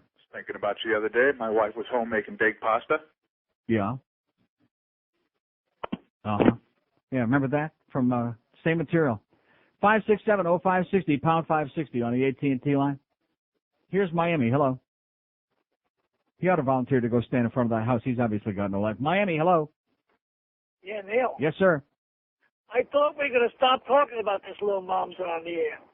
567. I'll talk about what I want to talk about, sir. There was nothing going on yesterday, and I said we weren't going to talk about it. I said if there's some development, something going on, I'll talk about it. This is a new deal you folks have got, okay? Started yesterday.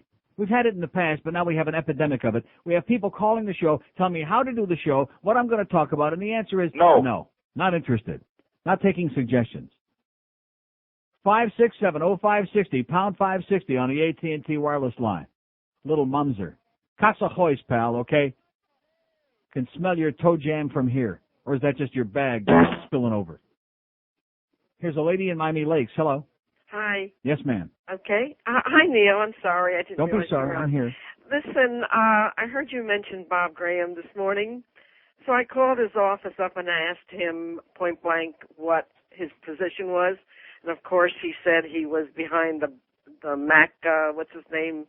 That other senator. Right. Mm-hmm. And I told the secretary, whoever answered, that I'm sorry that I'm a Democrat, but there's no way in God's earth am I going to ever vote for him again, that he sold his soul for a Cuban vote. And let me tell you something. The exiles are not all American. Even Sanchez admitted on radio the other day when somebody asked point blank, and he kind of hemmed and hawed and said no, he was not an American. Mm-hmm. No, he's just a professional Schmidt disturber. So that disturbs me too, because I have been at some of these festivals and I have seen them having booths where they would sign up to become to vote, and all they have to do is put their hands up and say yes, they're American citizens, and they get a voting card. So a lot of these people who are voting aren't even citizens. And there was something else that bothered me. Basulto was on television this morning on MSNBC, and he said that the reason that they didn't want to go to the airport was because Elian was scared to death to going to the airport because they were afraid they were going to take him on a plane back to Cuba. Now, where did this nonsense come from? Why would this you can't believe anything that these people are saying. They're making it all up. Whatever he is alleged to have said, and you could see that the night that he was pointing at that plane. Whatever they say, either side, they're both full of crap. Right. And hang in there. Have a wonderful day. Okay, thanks. This will pass. Trust me. Just hold your breath. Here's a great fact, by the way. This is cute.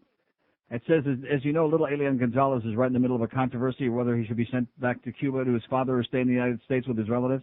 Elián sent a letter to his father that said only Elian. His father didn't know what it meant, but he knew there was a message somewhere in the letter. After considerable thought, he finally figured it out. Estoy el libre, idiota, a aprende en nadar. Estoy libre, idiota, aprende en nadar. I'm free, idiot, learn to swim. Not bad, kind of cute. It sure beats the crap that we had on TV there last night, I'll tell you that. Oh, you jackass journalists, you phony baloney suckholes in this town, you make me sick. Why don't we have somebody on there? I'll guarantee you, Fred, I mean, he was a boring guy and he wasn't dynamic, but at least he said something. It was Ralph Redneck. He used to do an editorial at the end of the newscast every night, and not an editorial like they do on Channel 10 where they just, where they just defend how their crap that they do. Like the crap they did that day that they were in there with all the other channels, whipping everybody up into a frenzy down there at the INS building. No, he didn't do that, self-serving editorials. He actually had the balls to say something. Do we have that anymore in this town? No, I guarantee you he'd be saying the right thing about this stuff. That's what we need, is to dig up old Ralph Redneck, goddammit. Prop him up there in the chair, scare the crap out of these exiles. They take one look at that, they run for the hills. Oh, we don't have any hills? Well, maybe out in the middle of the Everglades. Shoot each other in the feet with the brothers to the Alpha 66. See, you're not going to get me sucked into that. I don't care what they call themselves, okay? It makes no difference. A bunch of hysterical time wasters, obsessed with crap, living in the past. Get with it. It's the year 2000. Get with it. Let's move onward and upward and forward right here in the goddamn U.S. of A. What do you say? No. Here's a Doral. Hello. Good morning, Neil. Yes, sir. Ralph was a pretty nice guy. I used to work in Publix, and he used to come in every once in a while. Really nice guy. Mm-hmm. This guy with the mustache, don't know his name. The guy that was up on the ladder with the megaphone. Oh, that's Ramon Saul Sanchez. Yeah. He's a Cuban. Him and Basulto. Basulto. Troublemakers. Professional Schmidt disturbers, I can't believe that these people have just, every time they show up, they applaud. They treat him like such a hero. Well, what do you mean? Those are their disciples. Those 200 people, that's it. I mean, they sure don't have very many. Exactly. But those are the 200 or 300 people, the same ones, that are their followers. Every time they say fart, they bend over and cut one. Exactly. Only last night it was very disconcerting to me to see that when they said disperse and go home, they didn't go home. Yeah. That kind of enforces in my mind that maybe the grandmas and the National Council of Churches people made the right call, because it's easy to say these people are going to be very lawful and throw you flowers, but you know, when you're dealing with emotional, hysterical people, it's unpredictable. Right, and the news people just can't wait to talk to them. Fanning the flames. Yeah, come here. We want to talk to you. What do you think? What do you think? What do you think? You know right. You know that they were telling him, you know, so you're instructing people, and he kept saying over and over again, no, we're not instructing people to do anything. Yeah, sure. But yet they're sitting up there. You know that there was a lady that actually had a sign saying something against the grandmother, so when they showed up, they'd see it, and he actually told the lady, no, I think you should put that sign away or just leave, because we're here to do something else. So you're not instructing the crowd, you know, right? if the grandmothers would have shown up there, if that woman was in the crowd, she'd have been the first one screaming, "Comunista, comunista!" She'd been hysterical. Right. Now, Neil, I guess you consider yourself a Miami exile. Yes. Because you used to That's live right. here. I'm a Dade County exile. I think we'd all like to join you. You know what I mean? No, Broward's getting pretty crowded, you know.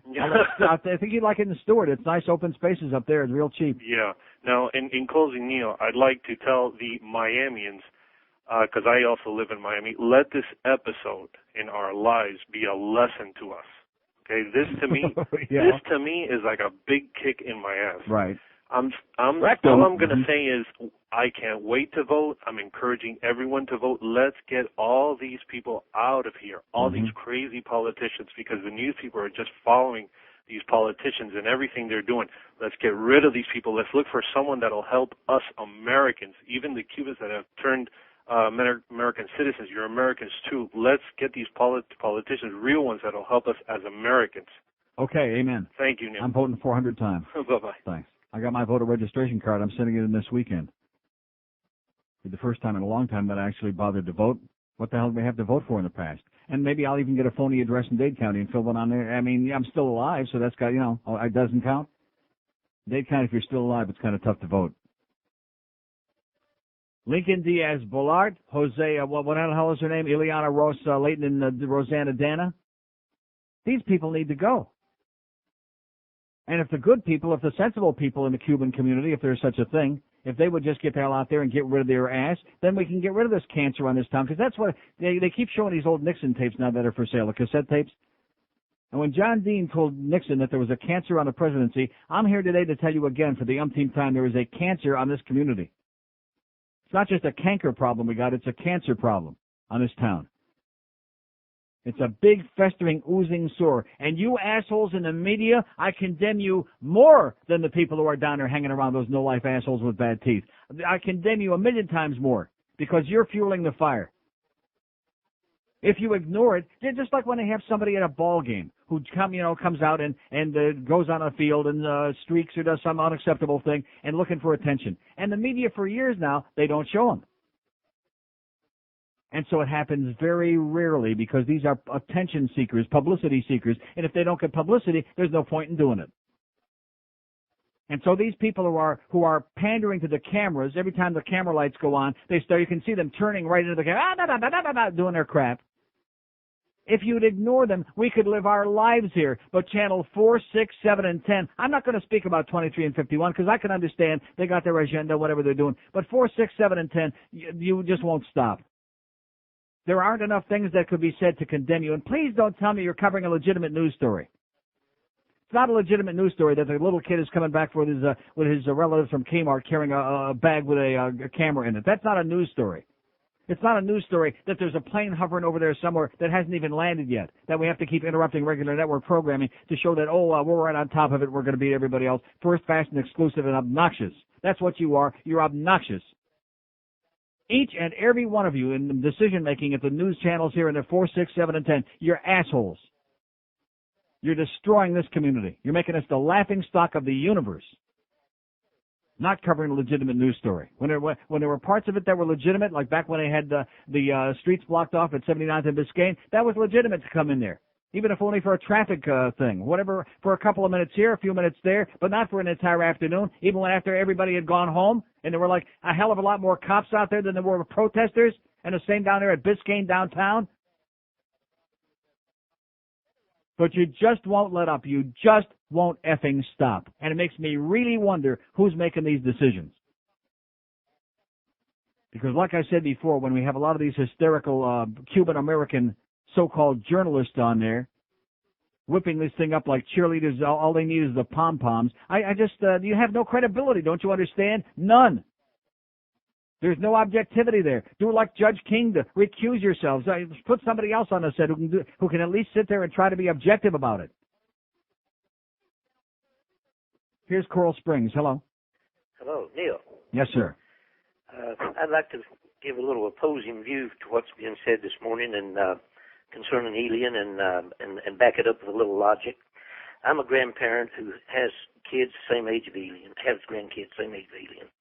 And if I'd have come to the United States of America like his grandmothers did, I don't care, the gates of hell themselves wouldn't have kept me from going to see my little grandson. To use this flimsy excuse that they were afraid. They would have been welcomed with open arms. But that's beside the point. Even if their lives had been in danger, I would have been there to see my grandchildren. Yeah. All that tells me is that they're just simply pawns of Castro to deliver his propaganda. And they're not interested in the little kid at all. Yeah. If they really love him, they're not interested in him at all? So in other words, you think that because they're from Cuba or because Castro is in Cuba, that grandparents don't care about their grandchildren? Evidently not, or they'd been there to see him. I know I would have been there to see mine. And also, let me say this. Do you think that their movements while they were here were free, that they were free to choose, or that other people were controlling and manipulating them? They were being manipulated by Castro. So why do you condemn them? Because they had a chance to rebel against that and go. Even he couldn't have kept me from seeing my grandson. Yeah. The devil himself, even God himself. You may be a little macho than those old grandmas. You know, you may be a little bit more macho than they are. Well, no, that's not it. Now, and also that is it. I think that the National Council of Churches or whoever the other henchmen were there who were pulling all the strings on this at Tamiami Airport, who were having all these meetings ongoing and doing all the speaking, I think that they prevented them from going there. I think you're right there, but nobody could have prevented me. But at the same time, by the same token, if the other parties were so interested in having this kid reunite with his grandparents, even for an hour or whatever, what would have been so wrong at doing it at the other great uncle's house, at a neutral site, at a church, at some other? What would have been wrong with that? Nothing would have been wrong with that, Neil. Because you know something, sir, if they would have gone along with that, then it would have taken away the excuse that the grandparents were afraid. If they would have said, okay, well, no problem, we're not looking to put you in front of a circus here. We're going to take you to another spot. We won't even tell anybody where it is. We'll just tell your people, and we'll go very quietly, and we'll make sure that nobody can follow us, and we'll meet, and that's it. You're right about that, Neil, but they didn't do that. And why not? They didn't do that. Why not? Since they didn't do that, why the grandparents still should have gone to see that little boy. Is all okay, so you're just having the same conversation over and over again. I appreciate it, but you just don't understand. They weren't free to do whatever they wanted. That's obvious. But if these other people would have been so smart, and of course the Castros making assholes out of these people, they make the whole Cuban community look like fools. And he's got a no-lose situation. No-lose. If the kid goes back, hey, we got to back another big parade, 5 million people. And if he stays here, the American capitalist, et cetera, and so he's in a no-lose situation. 27 after 11 at 560 WQM. Look. Ed Kaplan knows the scores. Starting at 10 till the last game ends. Weeknights only on Sports Radio 560 QAM. Hi, this is Brett Hedican, and you're listening to South Florida's #1 hockey fan, Neil Rogers, on Sports Radio. And now it's time for another edition of the unpublished works of Dr. Seuss. Today's selection, Horton Hears a Hoe. Horny Horton hears a hoe, calling to him, have you got money to blow? Why, yes, Horton said, quickly sporting a pole. There's 100 in my bucket, and it's burning a hole. I'll take off my clothes if you give me your cash. And Horton got excited as she exposed her bare essentials. Then Horton did mount her, and boy was he glad when she screamed, you're the biggest Horton I've ever had. When Horton was done, he smiled and sat for a smoke. But the hoe started laughing. Horton said, what's the joke? Then the hoe turned around, and Horton looked and got sick, because this hoe, like Horton, had a big, hairy chest. That was another selection from the unpublished works of Dr. Seuss.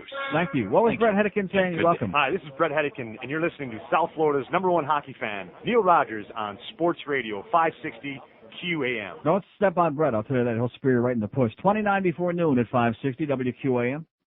We're going to solve all these problems right here on the radio today. Oh, no. Oh, why the hell not? Here's a lady in Weston. Hello.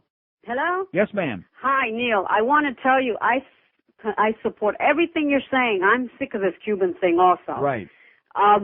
We've had it. We did. We've had it. We're sick of it. We've had it. I'm as mad as hell, and I'm not going to take this anymore. They should either send the little boy back or keep him, but you know whose fault it is? INS, because they should have enforced their own laws. On the 14th, they should have gone in there and got his little ass out of there and shipped him back to Cuba. They Don't should you have brought think? Janet Reno right down here and with some big burly, with a big black guy named Ben, and they should have put him on a big cruise ship or put him on a guy named Learjet and flown him over there, and that was it. No, really, don't you think they're too privileged? To Jersey? They're too privileged. I know a lot of other foreigners, and they're also sick of it. They're too privileged. They couldn't have all this fun. Would you rather go to Jersey or back to Cuba? He said no contest. Oh, really? Yeah. I mean, and let me tell you a true story. A friend of mine back in Philadelphia. Jose Basulto said to me, he said, you're going to Trenton, New Jersey. He said, no way, Jose.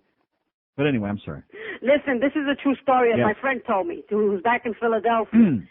They're from Ecuador. How about you? Okay? Now, she said that Ecuador, parents... they just had all the Indians come out of the hills and take over the country? Right, but this has nothing to do with that. This has something to do with the little kid. Listen to this. A family sneaked in with phony passports. Yeah. Now, the parents got away, but they caught the little kid, and the little kid happened to be 6 years old. Well, according to my friend, they put the little kid in jail. Now, he's 6 years old also, like this other little kid. Yeah. This supposedly happened back in Philadelphia in the last few days. Now, this kid was 6 years old. They put him in jail. INS put him in jail, this little kid. So they found his parents to ship him back to Ecuador. Now, you see this little kid, he gets to meet David Copperfield. He goes to the circus. Yeah. He's in Catholic school. My kid can't even get into Catholic school because my husband's not Catholic. You ought to kiss it around. Your kid ain't in Catholic school. He's safe anyway. But you know what I'm saying? It's not right. I'm born and raised here in America. Yeah. You know? And we're pissed off. And we are. You're damn right. And you're right about the media. I'm sick of them. I am sick of 4, 5, 6. The only channel that's a little bit better is 10. No, they're a little bit more objective. Not yesterday. They were one of the worst yesterday. Oh, they were the all-time worst. Oh, really? Michael Putney made a clown out of himself. Well, I turned off the TV because they interrupted all my TV shows. Right. So exactly. You know, but I'm going to tell you one thing right now. If they interrupt Guiding Light again this afternoon, I'm declaring war on Channel 4. Hey, go war for on it. 4. They go for it. Okay, and sweetheart. Keep on letting us air our opinions. Have a great day. Okay, bye. See ya.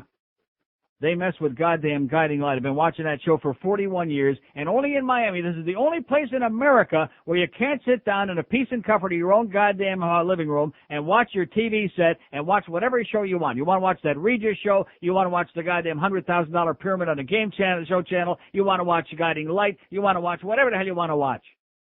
Can't do it here because every 5 minutes, bada-beep, bada-boop, bada-bop, here we go again. Oh, the grandmothers are up there in the sky, and there's a pigeon just dropped a big one right over Tamiami Airport. I mean, well, what is that all about? Oh, and here's the plane. It's landing. And they had to show the approach. And we had to see the landing. And we had to see it taxiing up to the little teeny tiny airport. This room is bigger than that airport. Okay? When there was a story, when we had to, and then of course we had to see them disembarking from the plane. We had to see the Getchkis from the National Council of Churches. And will somebody please buy that one bitch a different dress? She looks like a fat Nancy Reagan with that goddamn red dress. Somebody please buy her, get a better wardrobe. You think with all the money the churches have got, they could buy her a better outfit. Won't make her look any better, but at least a little variety. And the Getchkis get off of there first, and then here come the grandma number 1 and grandma number 2, and what's behind door number 3, and the yada, yada, yada.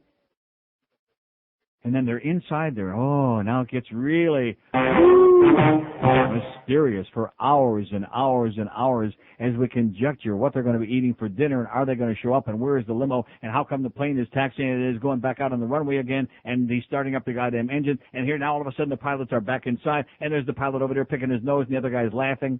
Don't forget when the pizza showed up. Oh, I didn't see that. Oh, when the pizza showed up, we spent a half hour trying to figure out who the pizza was for. Who was it from? We don't know. If they're going to have pizza, then they're not going to go for dinner. This is terrible because the pizza showed up, but it wasn't for them. Who was it for? Probably the pilots. The pilots. Oh, well, the pilots. See, there you go, the pilots. They weren't eating no goddamn horse meat with black beans and rice. They were eating a good old-fashioned American thing. Pizza. Pizza's American? Here's a mobile in Boca. Hello. Hey, Neil. How are you? Pretty good. Listen, the other thing, too, that these media vultures do is they heap all this publicity on a little kid. I've seen it happen before. Then all of a sudden, the story ends, it goes away, and what do you think happens to those little kids? They end up getting screwed up for life. Right. The other thing I want to tell you is... John Bonet is glad that she's not alive anymore, because with all the publicity that she's had now, she'd be really all screwed up. Oh, yeah, I mean, they do this. All of a sudden, they're getting all kinds of attention, and all of a sudden, boom, another story gets them away, some other murder, some other bullshit, right, and they go away. The other thing I just want to say to you in regards to the guy about the cheese story about 9 years old. Listen, when I was 9 on Shavuos, you know what it was like for me eating gefilte fish and krepla? Oh, that's a good point. You know what that took out of me to eat latkes and gefilte fish I sure hope they didn't make you eat horseradish at that age. That's right. You wind up with irritable brain syndrome. Have a great day, pal. And happy circus to you. 5670560, pound 560 on the AT&T wireless line. 4, 6, 7, and 10. They're all going to go to hell again. I'm telling you that right now. They should only rot in hell. Because you people have done a piss-poor job, and as soon as one of them, as soon as they get wind, as soon as they catch drift that Rick Sanchez just squatted at Channel 7, all of a sudden all of them are into a feeding frenzy. Oh, we got to get on the air. 7's on it. So as opposed to giving us any choices, I would even watch goddamn General Hospital, for Christ's sake, which I hate that show, if something else was on. I got 17 satellite dishes, and I still got the goddamn cable because I haven't canceled it yet, and I still can't find anything to watch. Because every channel is the same sound. God. I'm going to start turning to the goddamn that bass fishing channel. Or the golf channel. Could have watched Whammy.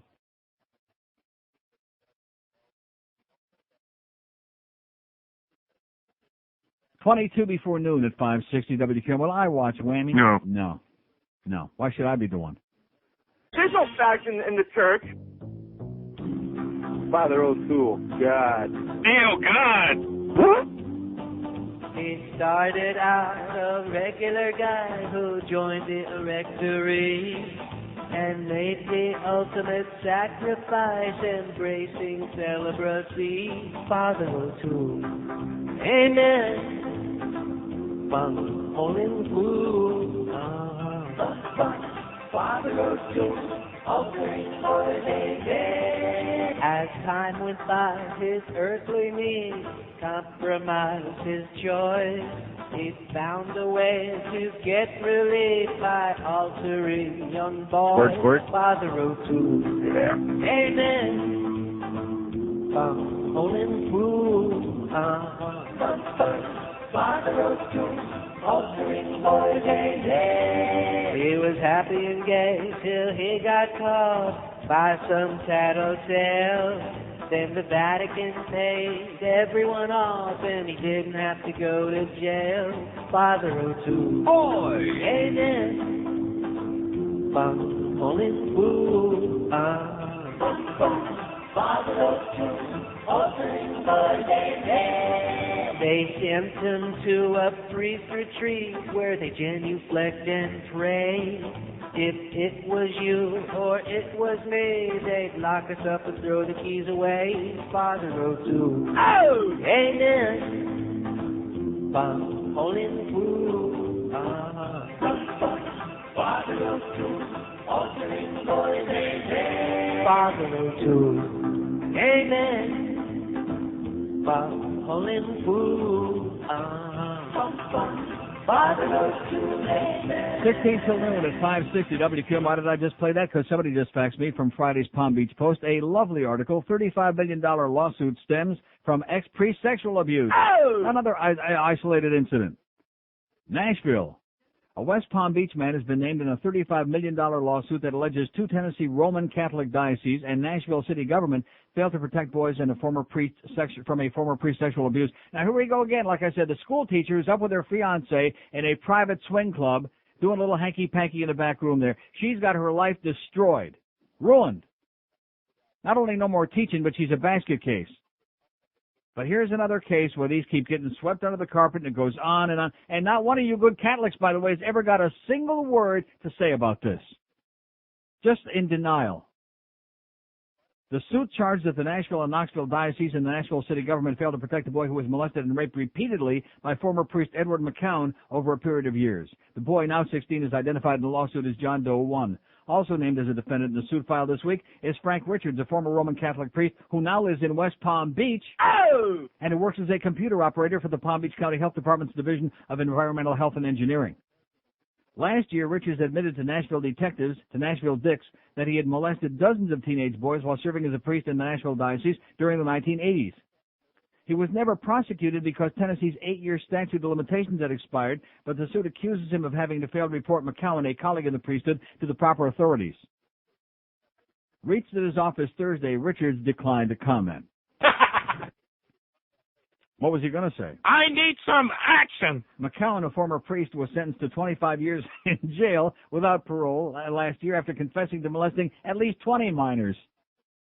McCowan, first employed as a priest in Nashville in 1971, admitted committing acts of sexual battery and rape. Oh! The suit said that in the mid-1980s, the diocese became aware of McCowan's sexual misbehavior and sent him to Connecticut for treatment for 6 months, after which he returned to Nashville, to the scene of the slime. But the suit alleged he continued to molest boys in both Nashville and Knoxville, where he served as a priest for a time and was forced out of the priesthood only after giving a schoolboy a condom as a Christmas gift in 1989. Oh. Richards resigned from the priesthood on the same day. Well, they weren't upset that he might do something to the boy. They just upset that if condoms are for birth control, and the Catholics got upset about that. Uh-huh. It's important for people in positions of trust to be held accountable, said attorney John Day, who filed the suit. In early 1990, McCowan worked at the juvenile court in Nashville, where fellow workers became aware of his past, the suit said. It alleged that city authorities failed to act on the information and permitted McCowan to work with juveniles and even gain custody of one boy whom he abused sexually. An attorney for Nashville, Carl Dean, said he did not have an immediate comment on the suits. Diocesan officials did not respond to messages. Of course, they were busy, molesting other kids probably. According to court documents, Nashville police briefly investigated McCowan but dropped the matter after the mother of boy pushed for action. I need some action. McCowan was arrested and confessed. Each suit was asked for $8 million in compensatory damages for the boys and $2 million. Don't do it, Alicia Bridges. Don't do it. And $2 million in damages for the boys, $8 million for the mothers, plus $25 million in punitive actions. I saw you diddling in there. What do they want? Yeah, I knew you were going to do that. I knew before I even started reading that you were going to do that. Sorry. Well, the priests want to have a little action. Is that what they want? I need some action. Yeah, that's okay. Here's Fort Lauderdale. Hello. Hi, Neil. Good show today. Yes, sir. Hey, I just called our friend Peter Deutsch and lambasted him a little bit, and they want my home address. I don't know if they wanted to... They want to come in 3 in the morning and make you an offer you can't refuse.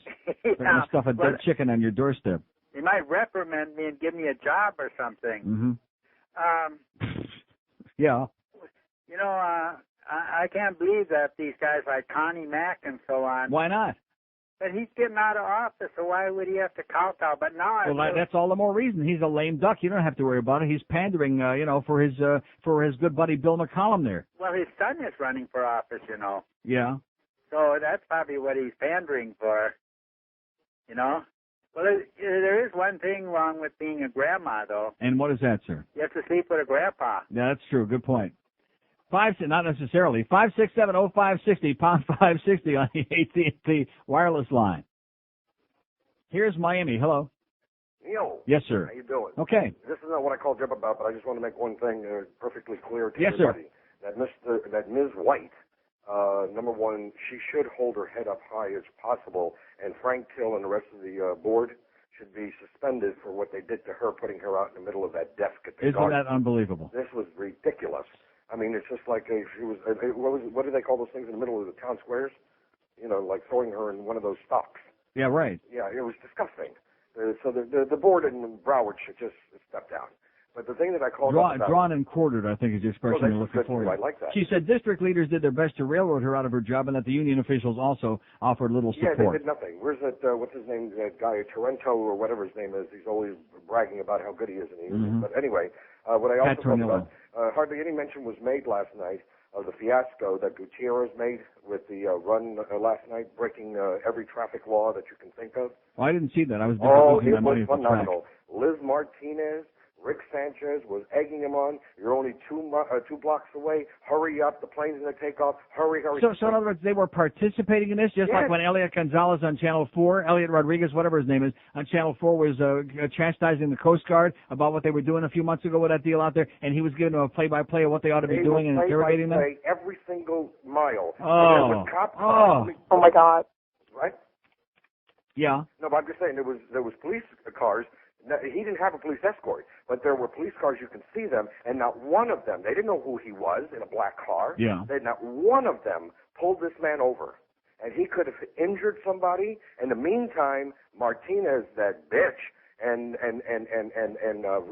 Sanchez, that drunk, they were egging him on. And finally he says, listen, guys, I have to go because I got to make a turn here at the airport, blah, blah. Yeah, but the plane's going to take, hurry up. And they were egging. Well, Can you use that? who better to give advice on driving irrationally while you're in a big hurry than Rick Sanchez? Exactly. But the thing is, can somebody use that against them if they don't edit the darn thing?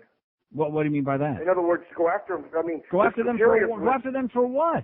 For breaking the traffic laws. I'm talking about this guy was, weaving in and out of traffic all the way from Northwest 2nd. Yeah. All the way out to West 8. Well, isn't that the way old Cubans drive? Oh. You got Good point. Okay. Have a great day, pal. Thanks for the bad news. Oh, my gosh. 5670560, pound 560 on the AT&T wireless line. As we continue rolling along singing a song. It could be paradise, but it's a living hell. Now, I keep asking that question, why is it just a handful, just a few hundred, and in this case just a couple of hundred of old Getchkis with real bad, rotted-out yellow teeth and purple skin, and 3 or 4 malcontent, hotshot so-called political leaders, Schmidt disturbers, they can control everything that goes on in our life. Make this into a really spastic place. That's our poll question, by the way. What would be worse, spastic colon or spastic Miami? Here's Hollywood. Hello. Hi, Neil. How you doing? Okay. I just was listening. Nobody's ever mentioned the fact that Joe Cubas was there last night. Really? Maybe Grandma throws a pretty wicked curve. I don't know. Maybe he was getting ready with a contract. He was there just in case. That's what it said. For that militant fossil out there about the grandmothers having no reason to be scared, there was a guy that was arrested with a Glock 9mm. Right. That means nothing, I guess. He was a private dick, so he said. And did you know that that one girl, I guess you called her a Jap or a waspy little girl, the Marcellises, Yeah. You're probably just as related to that alien as she is. Right. Because, right. They're like 85th cousins, right? Right. But they came from half sisters. Mm-hmm. Their nephews are from her half sister. Yeah. I mean, that's really no blood relation at all. So they're almost strangers. But anyway, I have just to get on another venue. What do you think of that horse chestnut's chance of recovery? I beg your pardon? That horse chestnut that came from Africa. What do you think his chance? Well, I don't know what you're talking about. He hurt his cannon bone. What horse? What horse? The one that. You mean a racehorse? Yeah. I don't know anything about it. 5670560, pound 560 on the AT&T wireless line. What do I think of that horse's recovery? And what about those Dolphins that beached themselves on a goddamn beach after they heard the score of that Jacksonville game 2 weeks ago? Huh? Here's Miami. Hello. Hello? Yes, sir. Yes, Mr. Rogers. I've been listening to you for quite some years. The Elián González topic that you've been discussing. Mm-hmm. I really think that a lot of this this whole problem with Elián González. This is one symptom of a much larger problem that has been going on for approximately 40 years now. Yeah. Since we had a revolution in a country about 90 miles away from the United States of America. Mm-hmm. This is just what we know about, but we certainly know that there's people getting here, if not on a daily basis. There's many refugees getting in through smuggling, right, and what have you, and the numbers that we hear are the ones that are reported and we know about, and the ones that are found.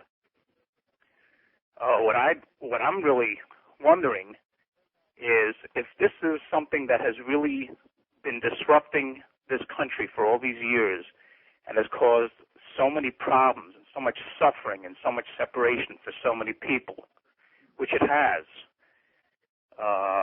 We've gone to Kuwait to fight wars for oil.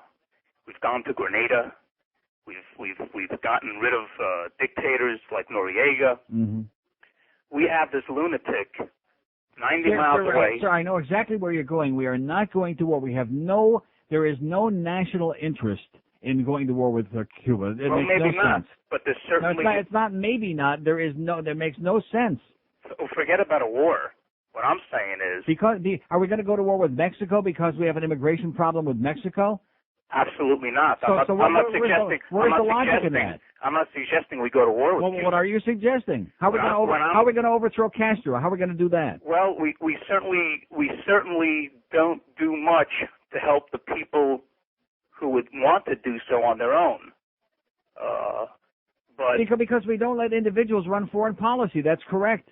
They're still managing to get plenty of money over there. Well, let me ask you this: if your country's borders, I mean, Mexico, you're talking about a country that's joined by land. That is correct, and we're still not going to war with Mexico. And there are millions of people coming up from all over Latin America and from Mexico into Texas and into the Southeast, into California every year. Exactly. And we don't go to war or try to overthrow their leaders because of the fact that we have an immigration problem. The way to solve the problem, sir, is by having an immigration policy that makes sense and that we enforce. Nice going, Neil. Oh! Thank you. Very simple. Not going to war with the bearded one so we can make you happy, sir. It isn't going to happen. Give it up. Come on. Give it up, Mont. Please, come on. 567-0560, pound 560. Are you going to give it up? No. I'm sure you're not. 3 minutes till noon at 560 WQM. The Neil Rogers Show. Sports Radio 560 QAM. Oh! WQAM. Oh! Miami, Fort Lauderdale. I'm here to lead the Catholics like no one ever did. All right. Brainwash the heretics who live their life in sin. I'm going over here. I will travel across the world, speaking against new thoughts and ideas, and continue to dress like a girl until they learn to fear. To get religion just like me, and join the archdiocese. Catholic real estate is what we must demand. Believe what I say to you, that my fairy tales are true, or I'll lift my dress and say peekaboo. He's gonna show you his balls. Look at my wrinkly balls. It's a minute after 12. I'm glad that Congress is really whipped up into a frenzy about this Elián crap because, for example, here's something they could be dealing with, but they're not. The good old FDA. Is the FDA supposed to protect us? No. Of course not. Agency warns of drug deaths. Heart valve maker recalls silver model also. The popular heartburn drug Propulsid can cause dangerous irregular heartbeats and even sudden death. Oi! The government said on Monday. The medicine should be used only as a last resort and only by patients first given heart tests to ensure they are at low risk for the side effect, it warned. Also on Monday, a leading heart valve manufacturer stopped worldwide implants of silver-coated heart valves because the coating meant to reduce heart infections instead makes the valves prone to leak. The recall affects only valves still on hospital shelves, not those already inside patients, health officials said. The Food and Drug Administration's unusually strong warning about Propulsid comes in the wake of 70 deaths and 200 other reports of irregular heartbeat and other heart rhythm disturbances since the drug hit the market in 1993. Anyone with heart disease or a list of other illnesses should not use it, the FDA said, and advised patients now taking Propulsid to ask their doctors about switching the medications. The agency also said doctors should not prescribe the drug without first performing an EKG. Manufacturer Johnson & Johnson mailed the warning to thousands of physicians on Monday. Of course, it'll get, takes a while in the mail, and then the doctors don't open their mail, they're on vacation, and how many people will die in the meantime, in the interim? Important things that have to do with life and death, with the real world. Is Congress taking care of these things? No. Are people still freezing up north because they're homeless and sleeping outside? Uh-huh. Yes. And your Congress, your government in action that taxes the living Schmidt out of us, that can't squeeze enough goddamn blood out of us, they're hard at work on important things like this. You can't even imagine how many chiropractors they must have up there in D.C. with all the back problems they've got, with all the pandering and posturing that goes on. 567-0560, pound 560 on the AT&T line. Here's Miami. Hello. Hello, Neil. Yes, sir. How are you? Okay. Okay, I got a couple things to say. First, that priest you mentioned a little earlier, Mm-hmm. that guy should go to hell in a handbasket. Yeah. Castrated, too. Damn bastard. Second, this is pathetic journalism. All the freaking news stations, all of them on this gathering around Tamiami Airport, videotaping the lobby, Rick Chancho asking stupid questions like, is there a TV in there to keep them entertained? Mm-hmm. This is ridiculous. I mean, I'm sure that there's much more things that they can be doing with their time, informing the public. I'm sure there's other things going on in the world beside that. I mean, don't confuse Rick Chocha with that, but there's other things in the world going on. Exactly. It's ridiculous. And also about that damn Castro, man, I think we should send some snipers over there and pop a cap in his ass. Okay. All right? And have a great day. Pop one in his ass. Come on. Rectum. There you go.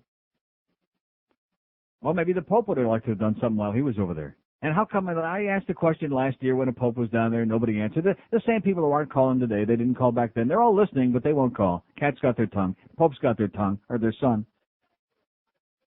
That's the problem. You're very effectively brainwashed, and you just, you don't want to come to, it's very unpleasant to realize that you've been lied to all your life and that your whole life is built around a bunch of bullshit, but that's just the way it is. Anything changed down there since the Pope was there? No. No. Did he bring anything with him, like to help those people? No. No, just a bunch of empty rhetoric, empty bullshit, a bunch of his Stone Age dogma. Make a lot of babies, make the Pope happy. 567-0560, pound 560 on the AT&T wireless line. Here's a mobile in Fort Lauderdale. Hello. Neil, I'm glad you mentioned Congress. It's exactly what I wanted to speak about. I think we must clean up our own house before we invite company over. We have Vietnam vets who are still suffering, as well as their offspring, from the effects of Agent Orange, which our government denied. And how about the stuff from the Gulf War that we have the Gulf War to syndrome. They right. denied gas and germ warfare. We Right. still have our GIs. And what you said, you have people living like rats in the cities, in the subways underneath our cities. They'd be better off with a house in Cuba than the way they're living now. You know something? That's a very good point. I think that if we offer them a shack in Cuba, in the hills in Cuba, if we offer them a shack as compared to living out on the sidewalks now, they'd probably take the Eddie shack.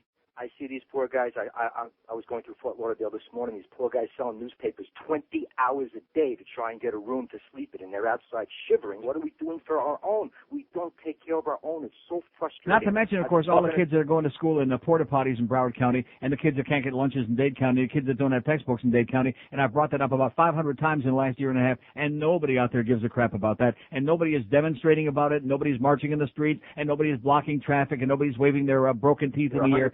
Nobody gives a crap about important things. All they give a crap about is crap. We have people living in cardboard boxes in this country, the richest country in the world. This is totally unacceptable. And I want to know one more thing, Neil. Who's paying the tab for the grandmothers to go floating around the country? Fidel, I'm sure. Yeah. Or the National Council of Churches, or both. Well, Neil, I reemphasize we've got to clean But up they didn't go to Disney World, sir. They didn't get to go to Disney World. I hate when that happens, you know. I think we ought to have a little tit for tat. Not yet. They're not gone yet. Well, maybe that's why they didn't go back.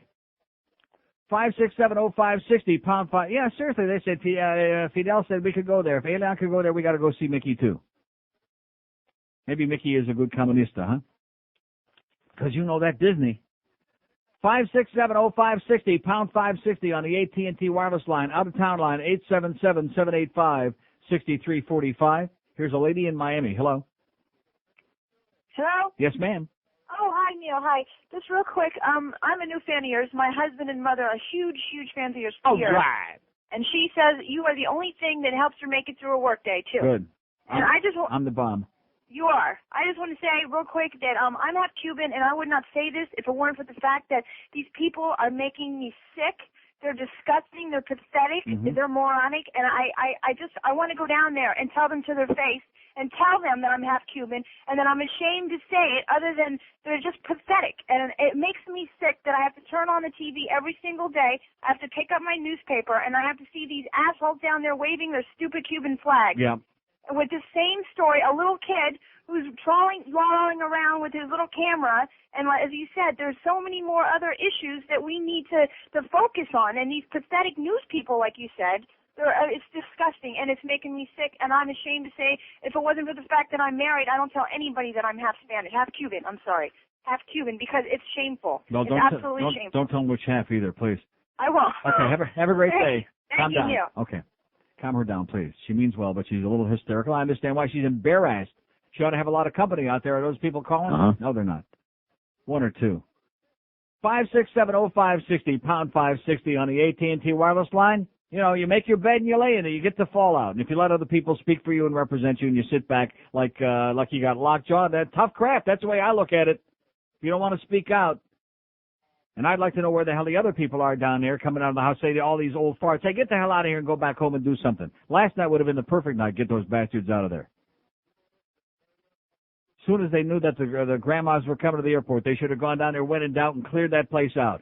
I don't see any other house in that neighborhood that's got 200 people lined up outside waving flags and bada-beep, bada-boop, bada-boop, having a goddamn carnival in the street. If you had like a peaceful, tranquil, safe setting and they would show that there were police and security there and there weren't a bunch of getchkis running around there with no teeth, I think just maybe their grandma might have shown up. Or not, as the case may be. But at least then there would have been no excuse. That's called having brains. Don't give them an excuse. But you people keep playing into Fidel's hands every time you do the obnoxious, the wrong thing. Every time you have a chance to do the right thing, you do the wrong thing.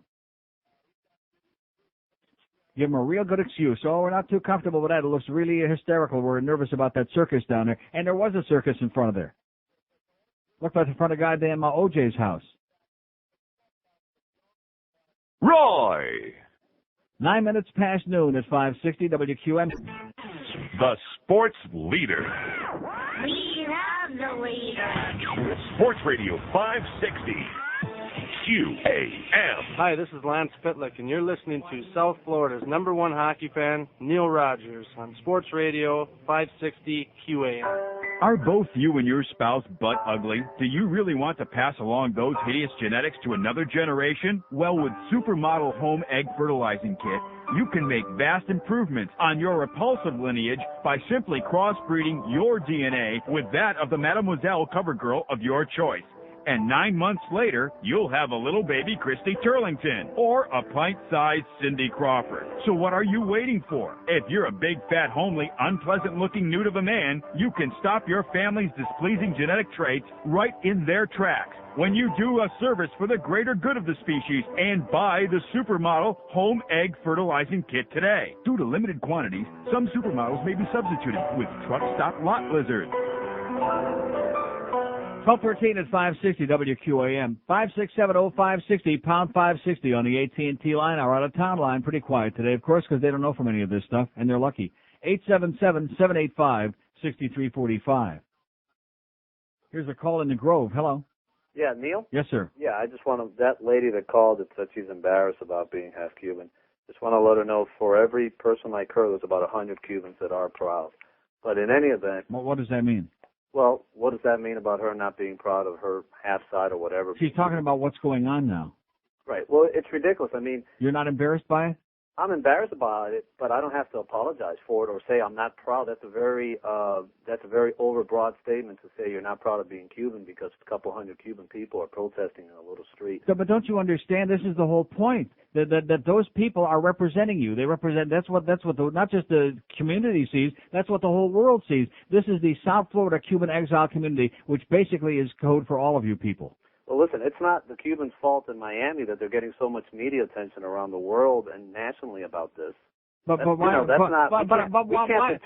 wrong with her calling and speaking out against it? What are you knocking her for? Okay, well, she's condemning it. How come you're not condemning it? Oh, absolutely, I'm condemning it. Well, it. so where's everybody else? You got 850,000 Cubans in Dade County, and I have to beg and plead to get one or two of you folks to call. And I know we got millions of folks listening out there. Where are they? Talk to me. I'm here. I'm Cuban, and I'm talking to you. Well, so first of all, let me just say, let's put everything in its proper perspective.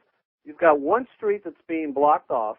There's no violence, there's no rioting, there's no burning. You have more violence in a rock concert in this country than you do of these old Cubans down in that one street. Yeah. To say that this county is being held hostage because they're blocking one street, which most of your callers have never been to anyhow. Sir, they're blocking one street right now, but a couple of weeks ago they were blocking off more than one street. They were blocking two. They were threatening. Sir, if you want to have a conversation, I'll be glad to have it with you. But don't try to talk over me. The fact is that they were threatening to close down the airport practically. They were threatening to do lots more, and even Jose Basulto says, God only knows. I can't predict what's going to happen if we wind up losing this and he goes back to Cuba. Now, what kind of a way is that for people in Dade County to have to live waiting for the next bunch of threats to come. And how about when the MacArthur Causeway was blocked off back when the Coast Guard intercepted those people in the ocean? How about then? Sure, I certainly don't condemn those acts, obviously, and I'm embarrassed about it. But I wouldn't go to the point where some of your callers make it out to be something.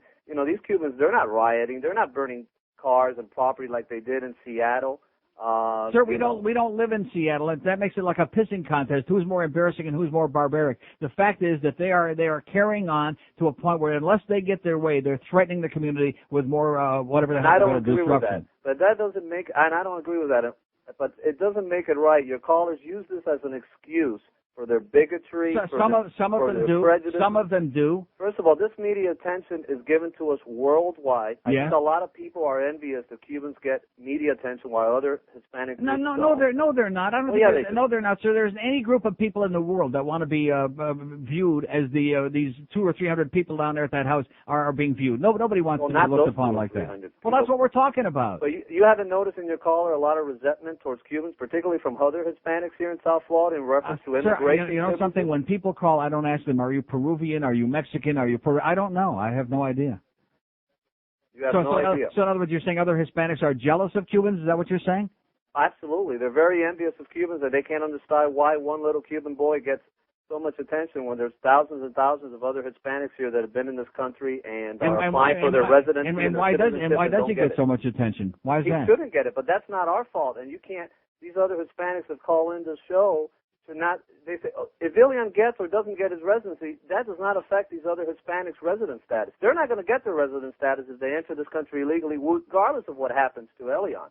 So it's just a smear campaign against Cubans by some of your callers. A smear campaign against Cubans by some of my callers. Absolutely. That's brilliant. Absolutely. See, what I'm trying to do is just the opposite, is give you an opportunity, people who are Cuban, to call this program, begging and pleading for that to happen, so you can express the fact that these people don't represent you in your viewpoints. Of course, but that should be a given that a couple hundred people don't. Sir, it is not a Cubans given, sir. You got 860,000 Cubans here, and it is not a given because those are the only people that are opening up a mouth. And Jose Basulto and Ramon Saul Sanchez and all these other losers, Lincoln Diaz-Balart, they are pretending to speak for you. Well, and they're the only people we see on there. Connie Mack, a senator a senator to the U.S. Congress, is he a representative of the American people in Florida? Supposedly. Because he's not. Because 80% of the Americans, 90% want him to go back. Right. Yet he's the one that's speaking about it. Well, he sees the same pictures on television that all the rest of us do. We know that all the leaders do not represent the people. We know that. We know that always. Who does? Who are the people in South Florida who represent the Cuban population?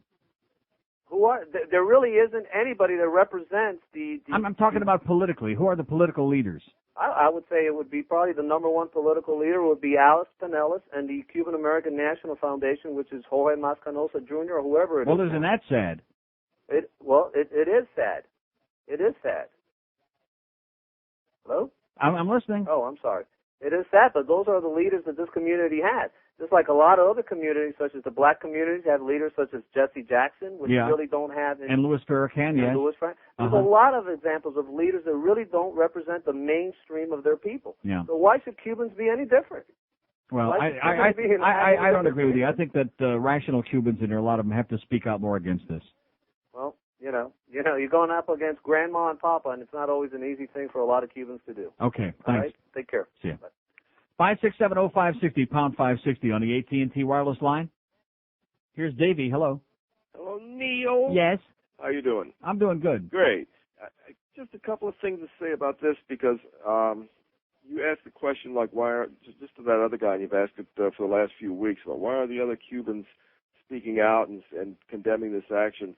And I'm going to tell you what I've discerned in my travels and the people I know that are Hispanic. They agree with them.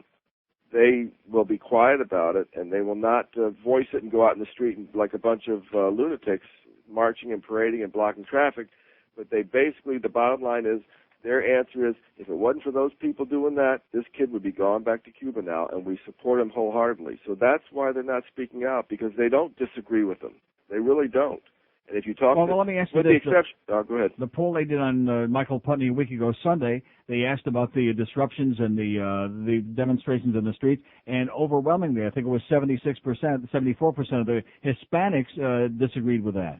I just think they'll support that. I believe they're saying that just because they think that's the proper thing to say. But I think that if they really disagree with them, they would do something about it, because there's no way that 200 or 300... What would you want them to do about it? I don't... Like them to do? I mean, speaking out, I think, is important. That's one thing. But what else would you like them to do? They got to speak out. They got to let their voice be heard. Would you like them to go down there on that street and beat the crap out of those old toothless bastards, or what? I would like that, wouldn't you? I'd love it. Yeah, me too. But I don't know what the answer that is. At least it'd be worth watching. But there are better than Jerry Springer. Correct. But there are people that are teachers, they're doctors, that are respected in the community, who do not get involved in any of this crap, who don't get involved in any of the politics of it. But like I said, those people over there, they're not doctors, and they're not lawyers, and they're a bunch of scumbags, basically, most of them. I mean, I look at those people, and I think to myself, Jesus Christ, this is what the Cuban community allows them to be represented by? But the other 99... Who the hell are those people? But the other 99.2%, not all of them, but a lot of those 99% that are not involved in this will, in the confines of their own home or their own office, will sit there and tell you right to your face, because they've done it to me. And I can't talk about all of them, but the ones I know, and I know a lot of them, they will sit and tell you right to your face, I feel that if it wasn't for those people doing that, demonstrating and blocking this kid would have been long gone. Yeah. Okay. So that's it. We'll see. Thanks. That's my opinion on Mike Disney. Okay. Nice talking to you, Mike. By the way, ditch the mustache. 5670560, pound 560 on the AT&T line. Somebody faxed an email to Channel 7 last night. It says, why not do a story on how the Senate and House are now anti-family, keeping this child from his blood relatives? I think you can find better stuff to report than the Cuban-American, and I use that term loosely, view on these things. Seems all of the Cuban-Americans are anti-family also. So much for family values. It's interesting that Terry faxed that to Channel 7, because I have a clipping from an article that was written in some Tennessee paper. Where the hell was it? From Knoxville, Tennessee. Cuban boy should go home by Molly Ivins. Oh, this is in Texas, from the Fort Worth Star-Telegram. And it says, Elian's father, all 4 grandparents, and a great-grandmother all wait for him in Cuba. Here, he is only in the custody of a paternal great-uncle whom he doesn't even know. Hey, Republicans, whatever happened to family values? Good question there, Molly. But like I said, the bottom line to this is, let's get it over with. Let's get on with some important stuff, like tomorrow's Panther-Devils game tomorrow night at the Macarena at 7:30.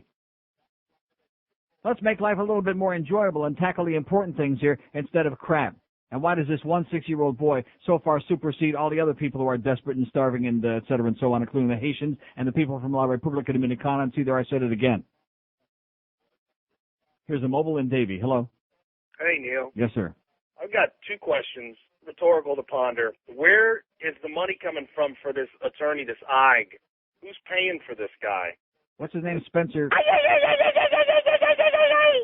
Yeah, a nice Cuban Jewish boy with the Yamaha. He's not Cuban. He's another Jew lawyer. I know he is. And the second thing is, when in the hell are they going to take the Christmas lights to this house? I think on Sukkot, they said. And you know what? I heard you talk the other day. I have IBS. You have IBS. Yeah. I have IBS. And? I'm bothered by sticks. Okay, great. 5670560, pound 560. The lights are up for the Three Kings thing, but that was like a week or so. Yeah, don't worry about him. He's. Oh, I'm not worried about him. I am. Here's a lady in Cooper City. Hello. Hello. Yes, ma'am. Hi. My phone's going to crap out, but I just want to say I am Cuban, and I am ashamed of what's going on. I think they're holding this kid hostage here in this country. Mm-hmm. They should send him back to his father where he belongs. Okay. Whether it's a communist country or not, he needs to be with his father. And I think this whole thing that's going on is a bunch of crap. And all those Cubans down there do not speak for the rest of the Cubans. My family, my whole entire family, including my grandparents, agree that the kid belongs with the father. That's all I have to say. Thank you. Thank you. 5670560. See, that's not so hard. And it's not really a question of whether you agree or disagree. It's a question of tactic. It's a question of method. It's a question of browbeating and threatening and harassing. And yeah, they're only on one street right now. But God help us. Heaven and everybody and Jesus and Moses and Buddha help us if they wind up sending this kid back.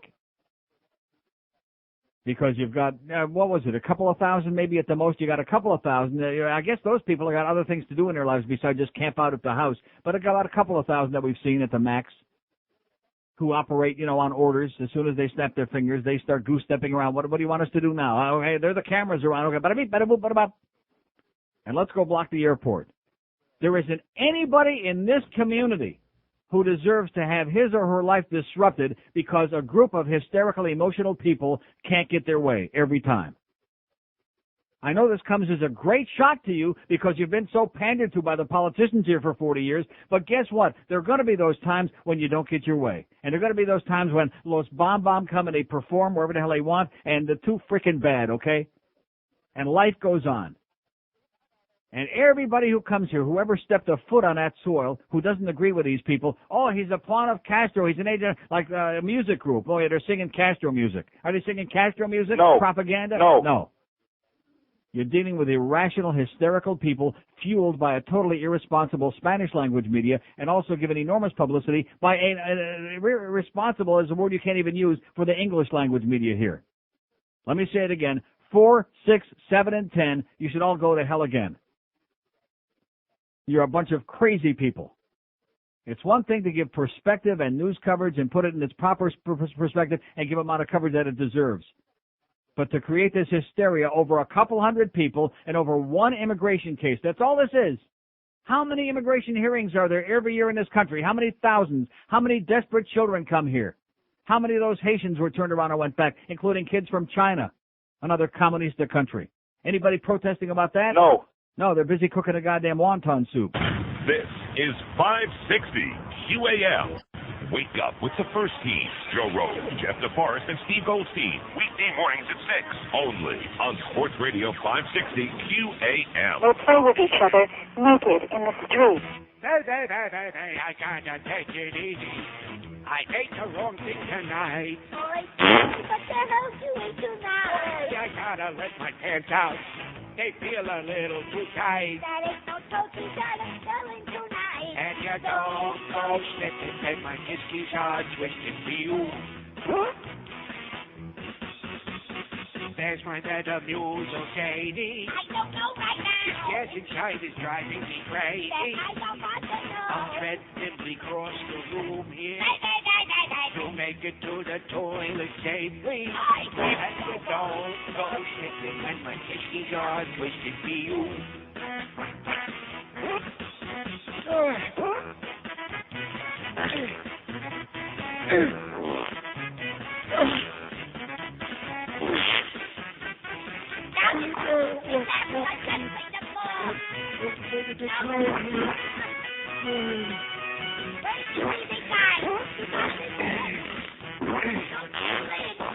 Don't bother me when I go. I'm gonna take my time. Go ahead and take your time. 'Cause if I drop a strong and long one, I'll feel fine. There's no rush, just remember to fly. If you don't go slipping when my kisses are twisted for you.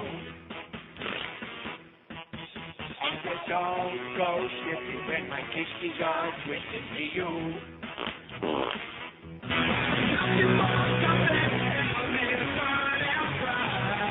1232 at 560 WQM, 5670560. What am I giving the numbers out?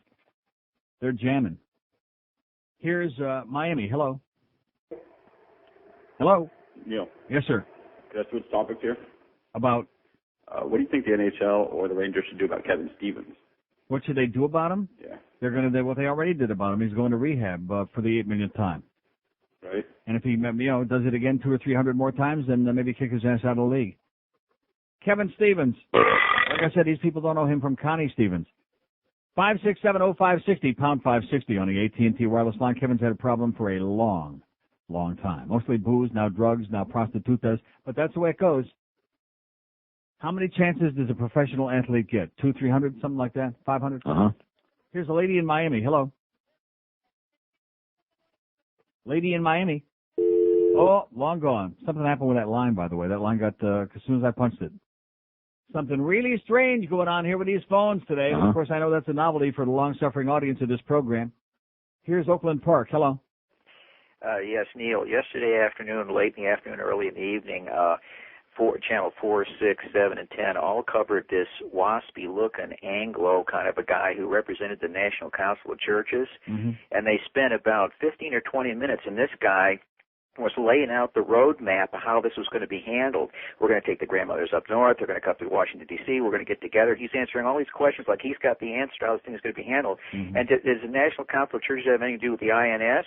I mean, does it have anything to do with Janet Reno? Are the attorneys representing him? Sir, however, you'll recall that the INS, Janet Reno, when she made the decision, she said that she hoped that there would be somebody, perhaps the National Council of Churches might act as the intermediaries, the go-between, as the pimp in whatever decision was made, and that's what they're doing. Well, we've totally lost it because this guy he spent 15 or 20 minutes, and some of the stuff he was saying was absolutely incredible. How they're going to, put this stuff together is that we've lost it. We have to start to get the National Council of Churches involved with things that the bureaucrats in Washington and locally should be taken care of, and we've lost it. And in the meantime, lost in the middle of all of this is this poor little kid. He's lost in the middle of all of this crap, of all the bureaucrats, the politicians, the communistas, the hysterical exiles. The kid is in the middle. Nobody cares about this kid. And does anybody know who paid for that plane to fly these people all up and down over here, Washington, back from Cuba? Who's paying for this jet? Comunista. Okay, well, thanks a lot. He's got all the cash. We've lost it, buddy. Okay.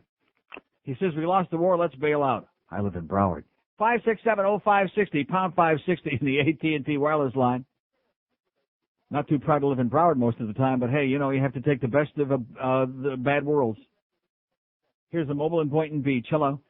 Hey, Neil. Yes, I've been listening to you for quite a bit, and I got to tell you, it's been going on since November, and it's pretty disgusting to see what's going on. First of all, you just hit the nail right on the head that nobody really cares about this kid.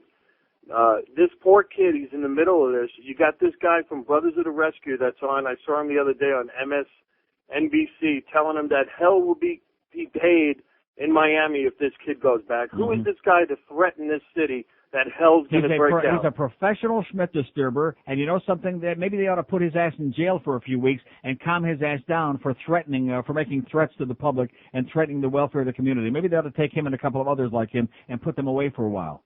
Well, let me tell you, calms down. Also, another thing that's real annoying, I had to bring my wife into this country. She came from Canada, and I had to go through the legal steps.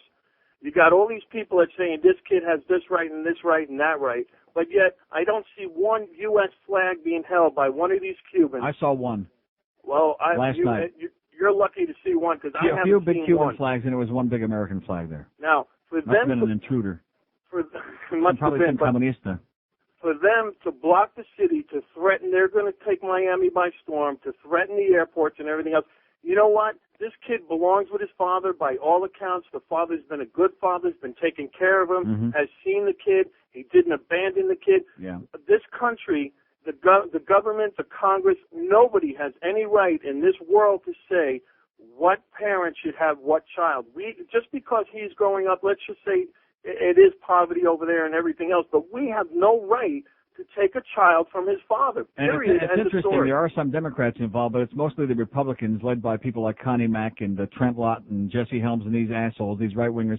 They're the ones, this is the irony and the hypocrisy of it, they're the ones who are the most vehemently anti-immigration, and yet now because they think they can make some political brownie points, they're grandstanding on this bull crap. Right. Everybody's in it for something. The family down there, it's I say let's send Jesse down there is what I say.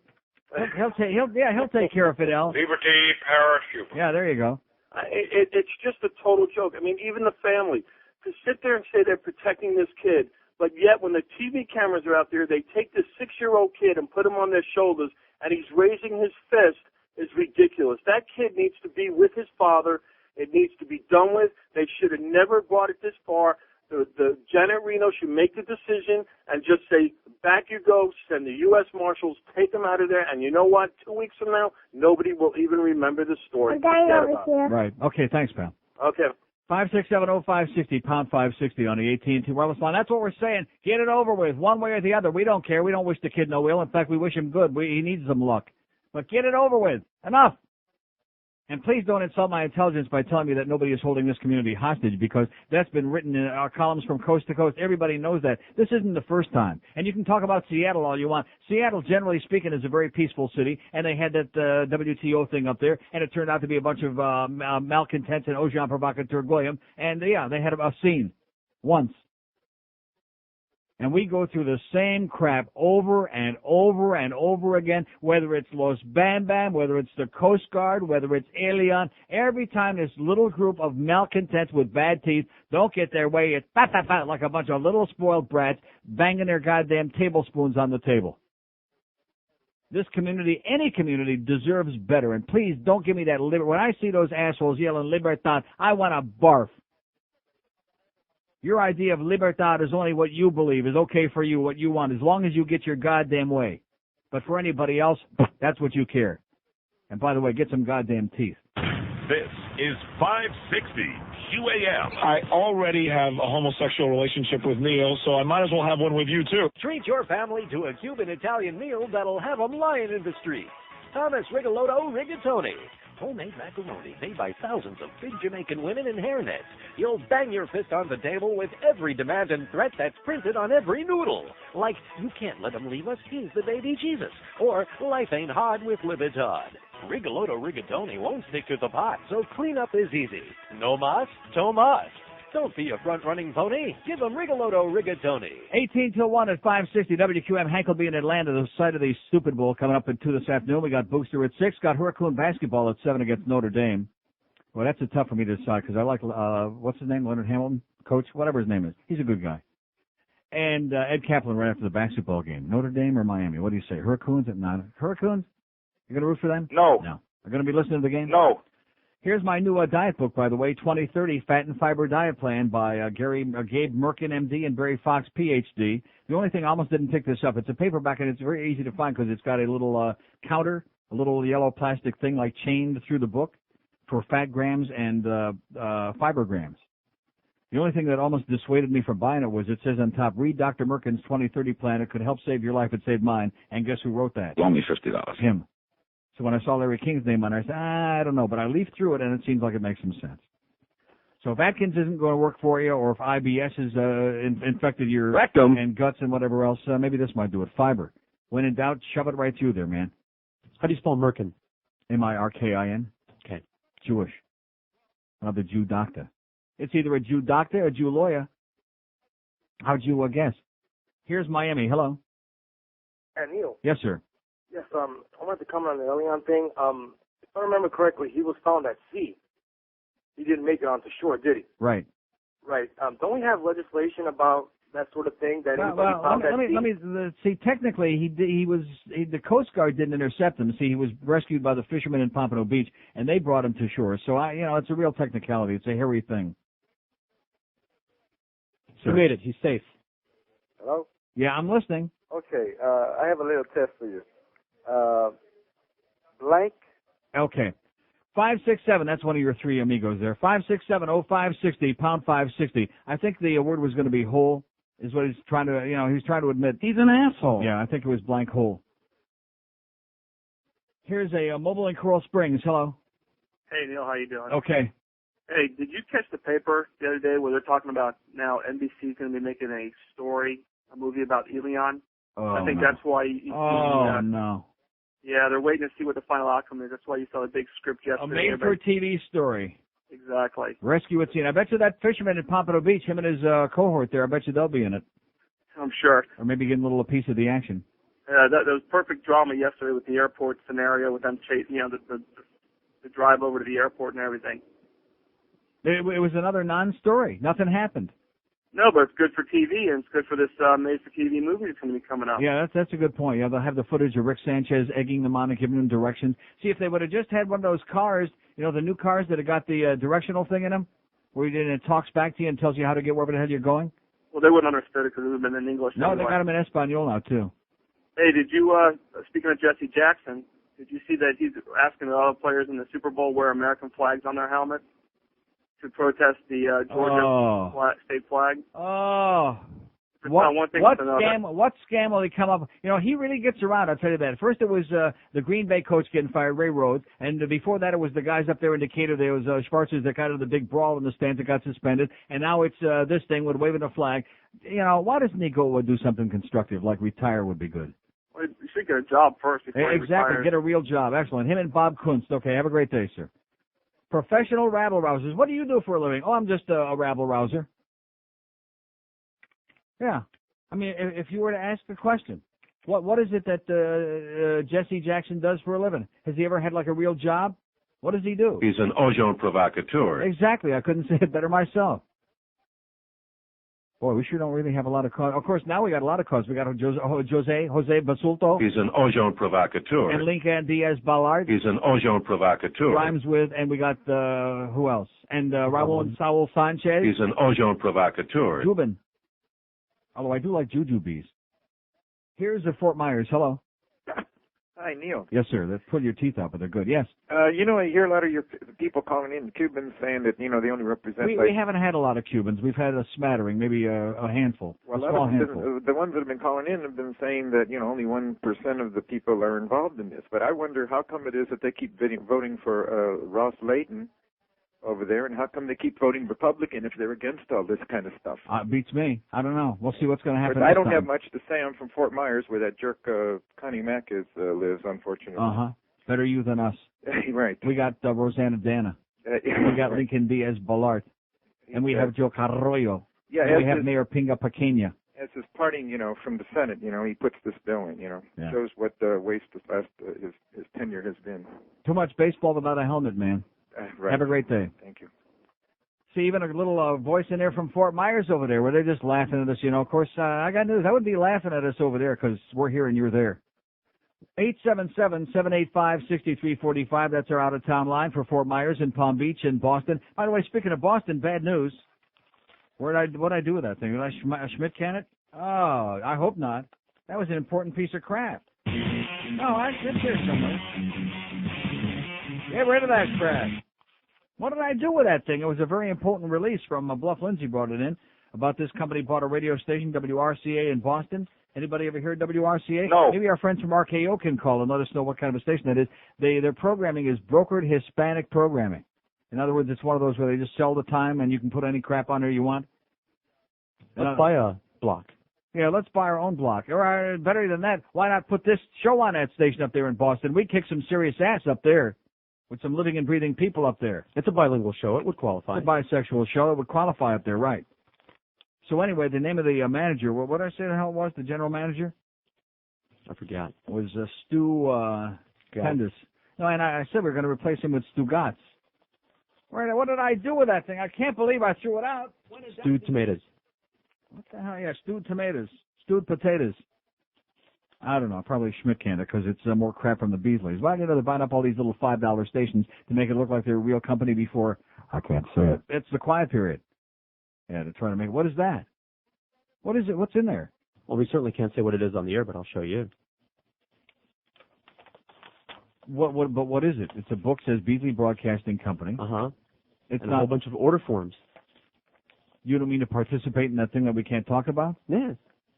What, for like for a profit sharing, for a retirement plan, or for like... No, for like, buy some of this stuff. Don't say stock. Oh, stuff. Schmidt. Yeah, company t-shirts. Somebody asked me this morning, how much are you going to buy? And I said, No, I'm not. No, thank you. How much? Oh! Zero. Nada. Zippity-doo-dah. Not a thing. Here's a mobile in Hollywood. Hello. Hello. Yes, sir. Good afternoon, Neil. Good afternoon to you. Buenos Palmarillo. Yes, absolutely. I want to say that I was born in Cuba. I came here when I was 2 years old. Yes, sir. I'm a Vietnam vet. Right. And I believe in freedom of speech and Mhm. expression. And I also believe in equal time. And I would certainly hope that you would give me the time to say my piece, because I'm really disgusted by all the Cubans and all the ignorant people that call in, basically not really having an understanding of what's going on. Well, what is going on? What are we missing? Well, I don't really want to embark in basically making a statement about that, and that's a very broad statement. But I will say that demonstrations and basically civil disobedience has been a way in this country for people from the blacks to homosexuals and every other group that you can possibly imagine, take it out on the street and basically but I think there's a very big difference. In other words, when people are deprived, when they're denied their own rights, when they're oppressed, then they go out into the streets, if that's the last resort, and they protest and they demonstrate and they do whatever they want. The people who are protesting in the streets, they haven't been denied any rights. In fact, quite to the contrary, they've been welcomed here with open arms and been treated very well. Don't you think that the issue here is not... Okay, see, I'm going to get blamed for that again. Now, let me see if he's still there. Are you still there? No, he's gone. All I can do is ask him to call back. That wasn't me. That's this cracked phone system again. Is he back? Hello? Hello? Yes. I'm sorry about that. That's his phone. No, it's quite all right. No, don't you think here that the issue is not whether this young man gets sent back or whether it's a father and son type situation, but basically whether this young man gets his day in court. And I think that's what all the protests and all the... but let me ask you this, okay? Because the INS made a ruling, and then I understand that wasn't satisfactory, and then they went beyond that, and Janet Reno extended the deadline indefinitely, and they said, okay, he does deserve his day in court. And I can understand. You can make an argument for or against. But what I'm concerned about is the attitude that unless the people who are protesting now, and Spencer Ige and these other agents provocateurs, unless they get their way, then we're going to have all kinds of crap going on here, and there's no excuse for that. Okay, I want to because even Jose Basulto keeps saying, "Oh, I can't be responsible. I can't even imagine what's going to happen." I mean, well, what kind of a comment is that? I happen to agree to an extent to what you're saying. I like to close with this statement, and I thank you very much for the time. I'd like to say that it is not right to basically disturb the life of people in any city, but that's been happening here for a long time, and it's got to stop. But it has to stop. Well, but it's happened before. The Cubans have not invented the wheel here. I mean, let's face it. I mean, they're doing basically the same thing that other groups, the anti-Vietnam people that put out their statements out in the street and basically. But are you comparing? Are you comparing the plight of the 6-year-old kid, which is basically an immigration or a custody case? Are you comparing that with 50,000 kids being brought back in body bags from Vietnam? I like to say that freedom should basically cover all, and that's. Whose freedom are we talking about? We're talking about the young man's freedom. Don't you think he has at least a right to take his argument to court? And that's what. What do you mean What do you mean he's going to take his argument? You remind me of Dan Burton saying issuing a subpoena for him to testify. He's a 6-year-old boy. You know, and now the longer he stays with this new family, these people he doesn't even know, the more they're brainwashing him. And so who knows what he's going to say on a given day. At any moment he can say yes, no, I don't know. He's so confused he doesn't know which side is up. So how can he take a case? He doesn't know what case he's got.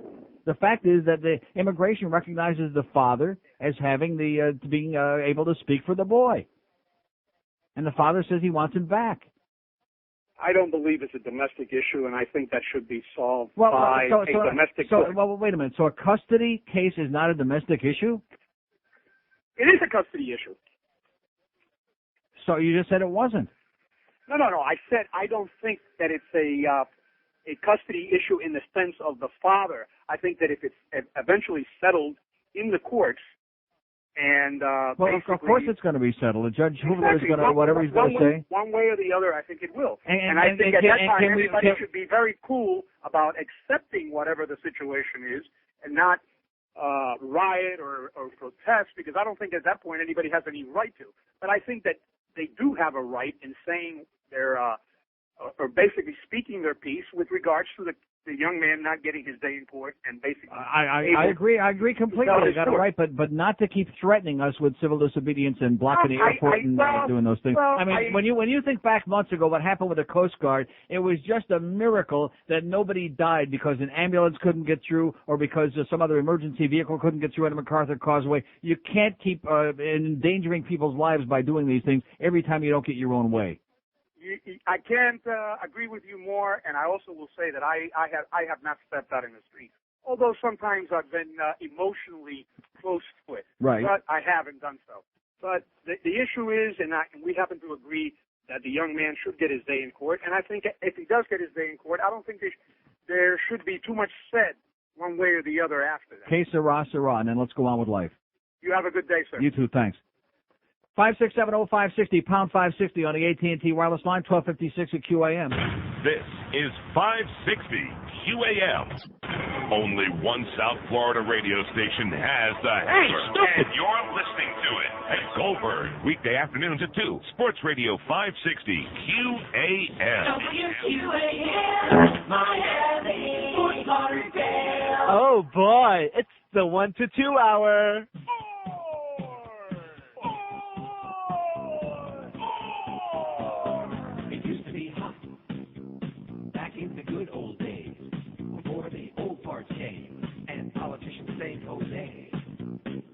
This town was once alive. Yeah. They even had spring break.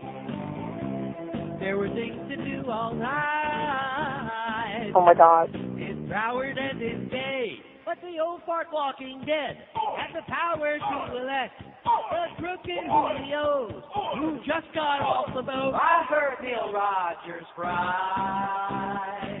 This is the day that Miami died. Everyone who thought that they knew best are the ones who brought us slow and painfulness to Miami. Can you believe there was a time they had casinos in Hallandale, tried to organize the crime, but the experiment had failed. When the brain did change it down and tore the fun stuff down, they pissed all over the place. It's a big goddamn disgrace. I heard Neil Rogers cry. This is the day that Miami died. I'm dying over here. What a great place it could have been, but self-serving assholes ruined it with apathy. I heard Neil Rogers cry.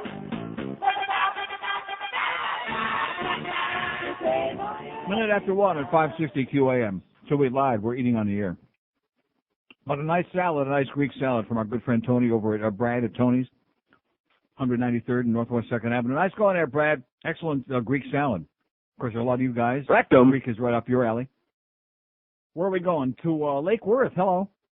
Hi, Neil. Yes, sir. When I look at this situation, I think about international law. The Cuban government has a case against our country for kidnapping. Father wants his child back. That's not good enough. The grandmothers want it. Mm-hmm. So what it hinges on is whether he is actually a citizen of the United States. Therefore, if he's a citizen, it would be retroactive from the time he came here, and then the custody would probably go to the nearest kin here. Yeah. Isn't that how you see it? I don't know. I'm not an immigration expert. I have no idea what the law would say on that. But why should he be a citizen? I don't know. Is he again, the only person who is legally qualified to speak for him is his father. His father is adamant that he does not want him to be made a citizen because obviously, just like you said, then it would give them legal recourse to keep him here. If he is a citizen, our laws transcend the international law. But how do you do that? What's the purpose of doing that? What's the law? Is he a citizen or not? If he can be afforded citizenship, it would be But, retroactive. sir, I'm asking you a question. Why should he be a citizen? Because his mother wanted him to be free. How do you know that? I don't know that. I mean, I'm just throwing it out. But not based on what the Dateline story I saw last Wednesday night said. That her boyfriend, her fiancé, that came here and went back and got them and didn't want to bring him in the first place, and then he talked her into it. And on second thought, they brought him here. That's a very nice sounding story, just like all the other stories that are coming out of this one camp. There's just as much propaganda on both sides. If he's afforded citizenship, he's in. That's the way it goes. Okay, just keep repeating the same thing over and over again, sir. Just keep repeating it over and over and over again. 567-0560, pound 560 on the AT&T line. I mean, that was a brilliant call, wasn't it? Uh-huh. Yeah, that was good. You know what I'm hearing? I'm hearing if he's granted citizenship, he's in. That's what I just heard. So let me ask you. Yeah, that's what I hear. Here's Miami. Hello. Hello? Yes, sir. Yes, hi. How you doing, Neil? Good. I'm a 28-year-old Cuban-American, and I just would like to offer my opinion on the whole subject. Okay. To start off, I'd like to say that I enjoy your show, and I don't take most of the things that you say serious because I know it's an entertainment show. It's what it is. Yes. And you take it for what it is. Aside from that, I know you're an intelligent and cultured person, so I understand Absolutely. that you know what's going on, and you totally understand the situation from your standpoint. I know you don't know all the intricacies as far as, you know, the Cuban and the Cuban exile policies and all this. One thing I'd like to say, I am ashamed as a Cuban-American of the things that took place a couple of weeks ago when they did the roadblocks and all those things. Those are things that should not happen. Threatening the airport slowdowns, yeah. Most definitely under the situation. Now, I think I'd like to say just for your callers and to, just to enlighten people that might not know about certain things that go on in Cuba, I think the whole situation here is being misinterpreted. What's going on here is you have a 6-year-old kid that his mother risked her and his own life to live in liberty in this country, just like my parents did 40 years ago. Why? Well, because in Cuba, we all know about all of the things and atrocities that go on. Maybe some don't know them as well as others, in particular Cubans and Cuban-Americans who lived what some have lived, throughout the years that the Castro regime has been in power. Now, that said, the mother's life, you know, cannot be taken in vain, where you're just going to pick up this kid and then send him back to Cuba. Now, I know that the father is in Cuba. I know that his family is in Cuba, and I know what he has here are you know, far relatives as far as, you know, his yeah, but you see, what you want to do is you want to debate whether he should stay or whether he should go back. I'm not interested in debating that. I don't really care one way or the other. You can make, I said this weeks ago, you can make a great case on either side. I don't care about this. What I do care is that we finally get a rapid resolution to it, have an emergency hearing, get it over with, and that everybody agree to abide by it, and then that we go on with life. This isn't the most important thing that ever happened in South Florida. I agree, but, you know, you have some callers like this one guy, you know, he calls and says, well, the father's a loving father and waiting for him in Cuba. First of all, if you're going to have an opinion on the subject, have an opinion where you know what you're talking about. First of all, that guy doesn't even know whether the kid has seen his father in the last 5 years. Sure, he has a couple of pictures. He doesn't know what? Agent went over there. Wait a minute. They have videotape of his last birthday with the father and the family over there. And that couldn't be on one meeting, Neil. I mean, you don't know what kind of relationship the kid had with his father. The father had custody of him 4 days a week and the mother 3 days a week. Okay, that's fine and dandy. Now, here's my point. And but you see, you're starting to sound paranoid now. You're starting to, it's again this Fidel thing, this Comunista thing. Everything that came from there is propaganda. And I'm trying to tell you, sir, that right now it's pretty much 50-50. There's just as many lies and propaganda coming out of the so-called American family of his here as there is from over there. And it's embarrassing. I understand. Can I ask you one question, Neil? If you have a son or daughter, I don't know about you, but if I have a son or daughter who is under the same predicament and he ends up in India, Japan, China, Cuba, Colombia, whatever country it may be, yeah, I personally will get into a plane, go get my son wherever he is, see whoever it is that I need to see, and get my son and take him back. Let me ask you two different things. Yes. Number one, do you think that Castro is going to let him come here? That's number one. And number two, do you think that man has any reasonable expectation that if he did come here, he would ever go home alive? You think his life is in danger if he came to my Absolutely. Absolutely. From who? From hysterical exiles here. How come there's Cubans that travel to and from Cuba and nothing ever happens to them? When have you ever heard of anybody that's been abducted and not allowed to go back to Cuba? Sir, that's not what we're talking about. We're talking about a very emotional, hysterical case. It's emotional and hysterical because people don't see the things that are going on behind the scenes. They don't see that the parents, the grandparents, and the father are not acting in their own right. They're doing what they're being orchestrated from the Cuban government. Yeah. You know, if the grandmother's objective was and you don't think that all this crap that went on yesterday was all choreographed and executed for the cameras and for the media that went on inside the house? Well, the ones that said they weren't going to come to Miami were the grandmothers, yet they came, so they orchestrated their own thing. And why didn't the American family, why didn't this great uncle Lazaro, why didn't they agree to meet at a neutral site? What would be wrong with that? I don't know if you saw and the answer that they gave was, oh well, they wanted the grandmothers to see how comfortable he was in his home. They wanted to put on a show, don't you understand? They wanted to put on a great show the souvenirs from Disney World and all this other bullcrap. That's why they had no intention of making any compromise.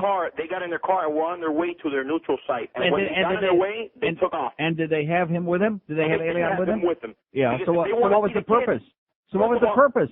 Let me ask you something. If you think they're so grateful and they're such loving grandparents, sir, I haven't got any idea, and you want to keep arguing the same thing. And I told you I'm not going to argue that with you. I couldn't care less if he stays or goes back and stays at Disney World and gets a job as Mickey Mouse. I don't care.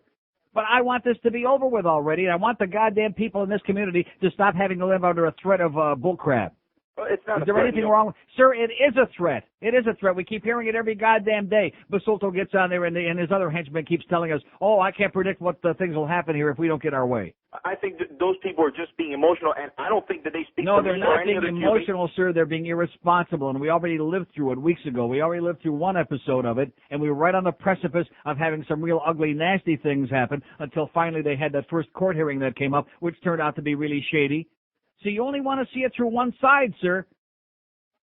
We don't want to see about the corrupt judges and about the judges with the conflict of interest and all the other smearing of hands that goes on. This is a pissing contest that has nothing to do with this little boy or anybody's flight to freedom. It's a pissing contest, us against Fidel. That's all it is. And please don't try to, confuse me with a cloud of emotional bullshit, because I'm not buying it. That's not what this is about. It's about who's going to get the brownie points when this is all over. And who's going to pay the psychiatric bills for this kid, I'd like to know. Fidel. Oh, yeah, sure. Maybe the Pope.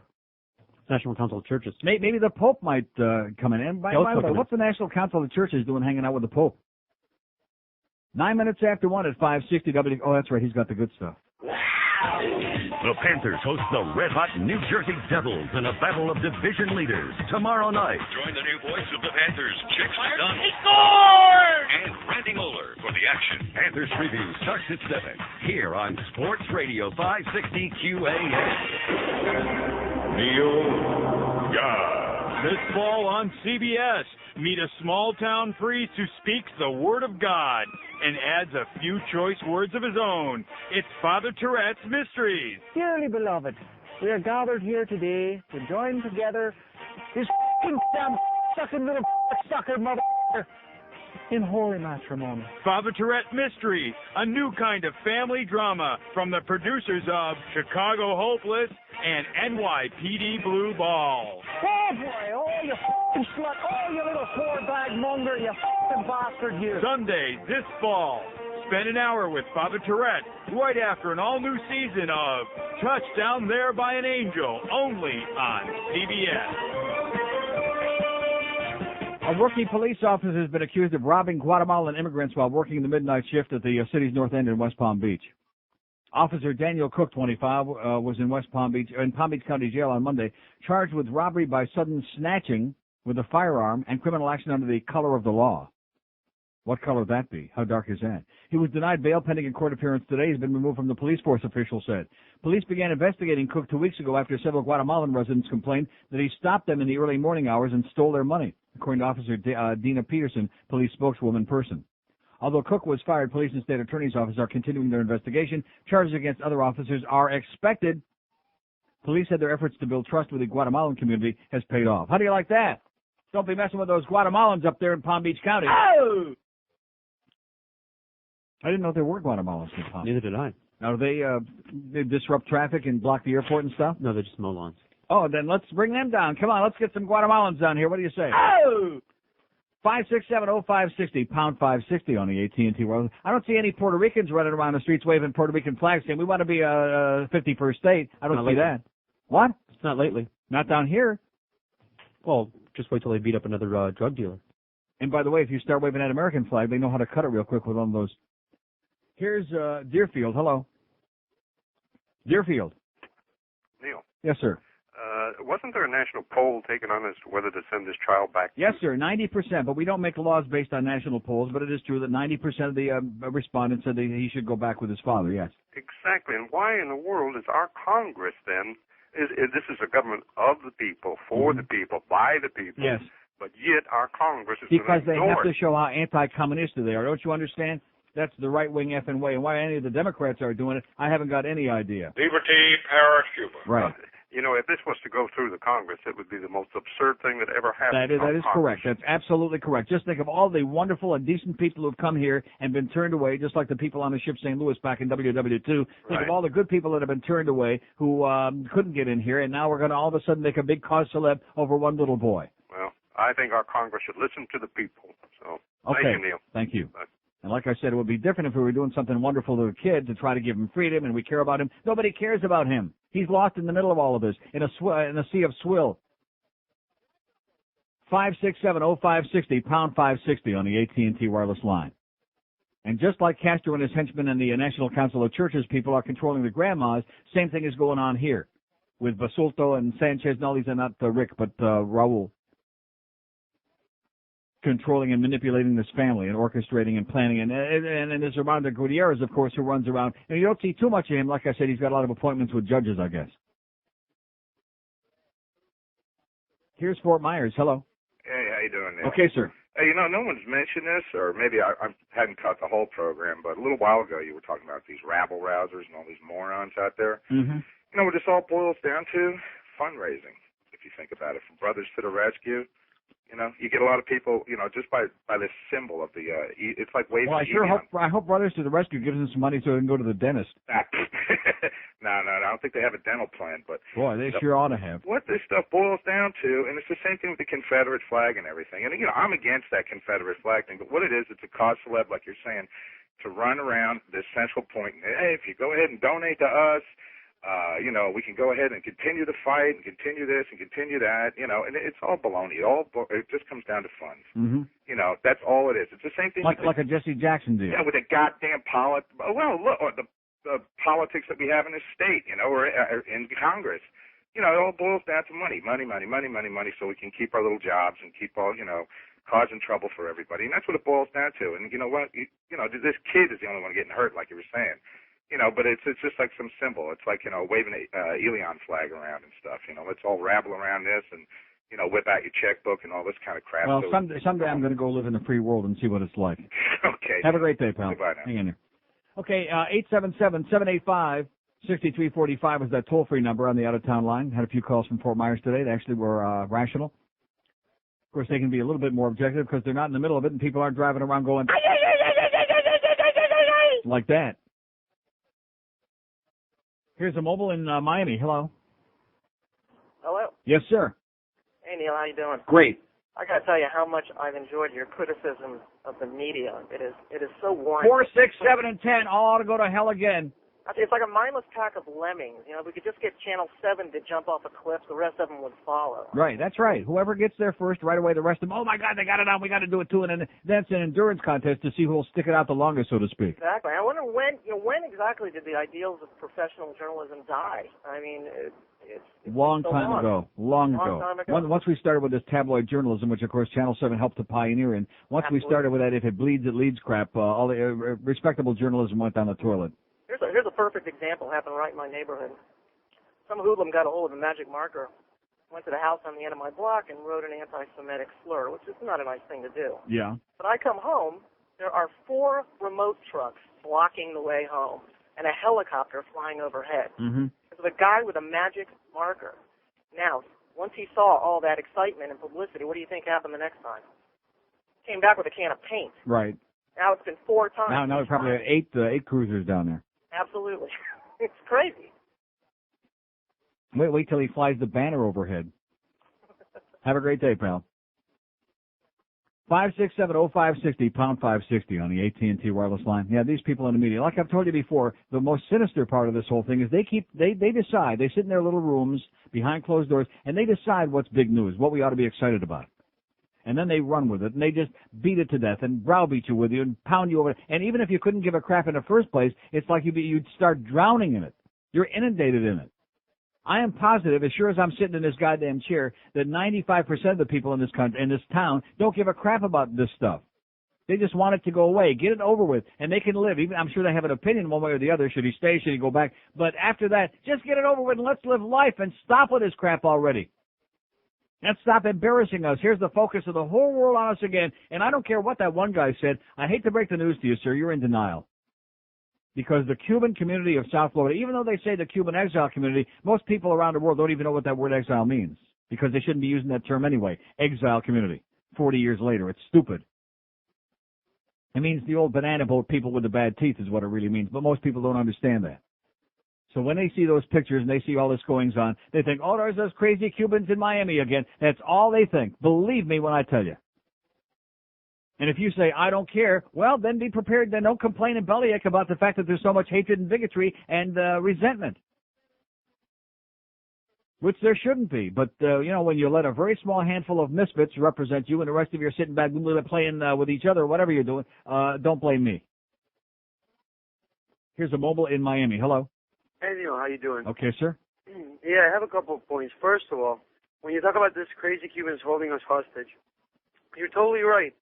And the thing we have to do is we have to go out there and start voting for politicians, not amongst factions, but politicians that are going to do the right thing for Miami, not for Cuba. Mm-hmm. When are we going to find those people?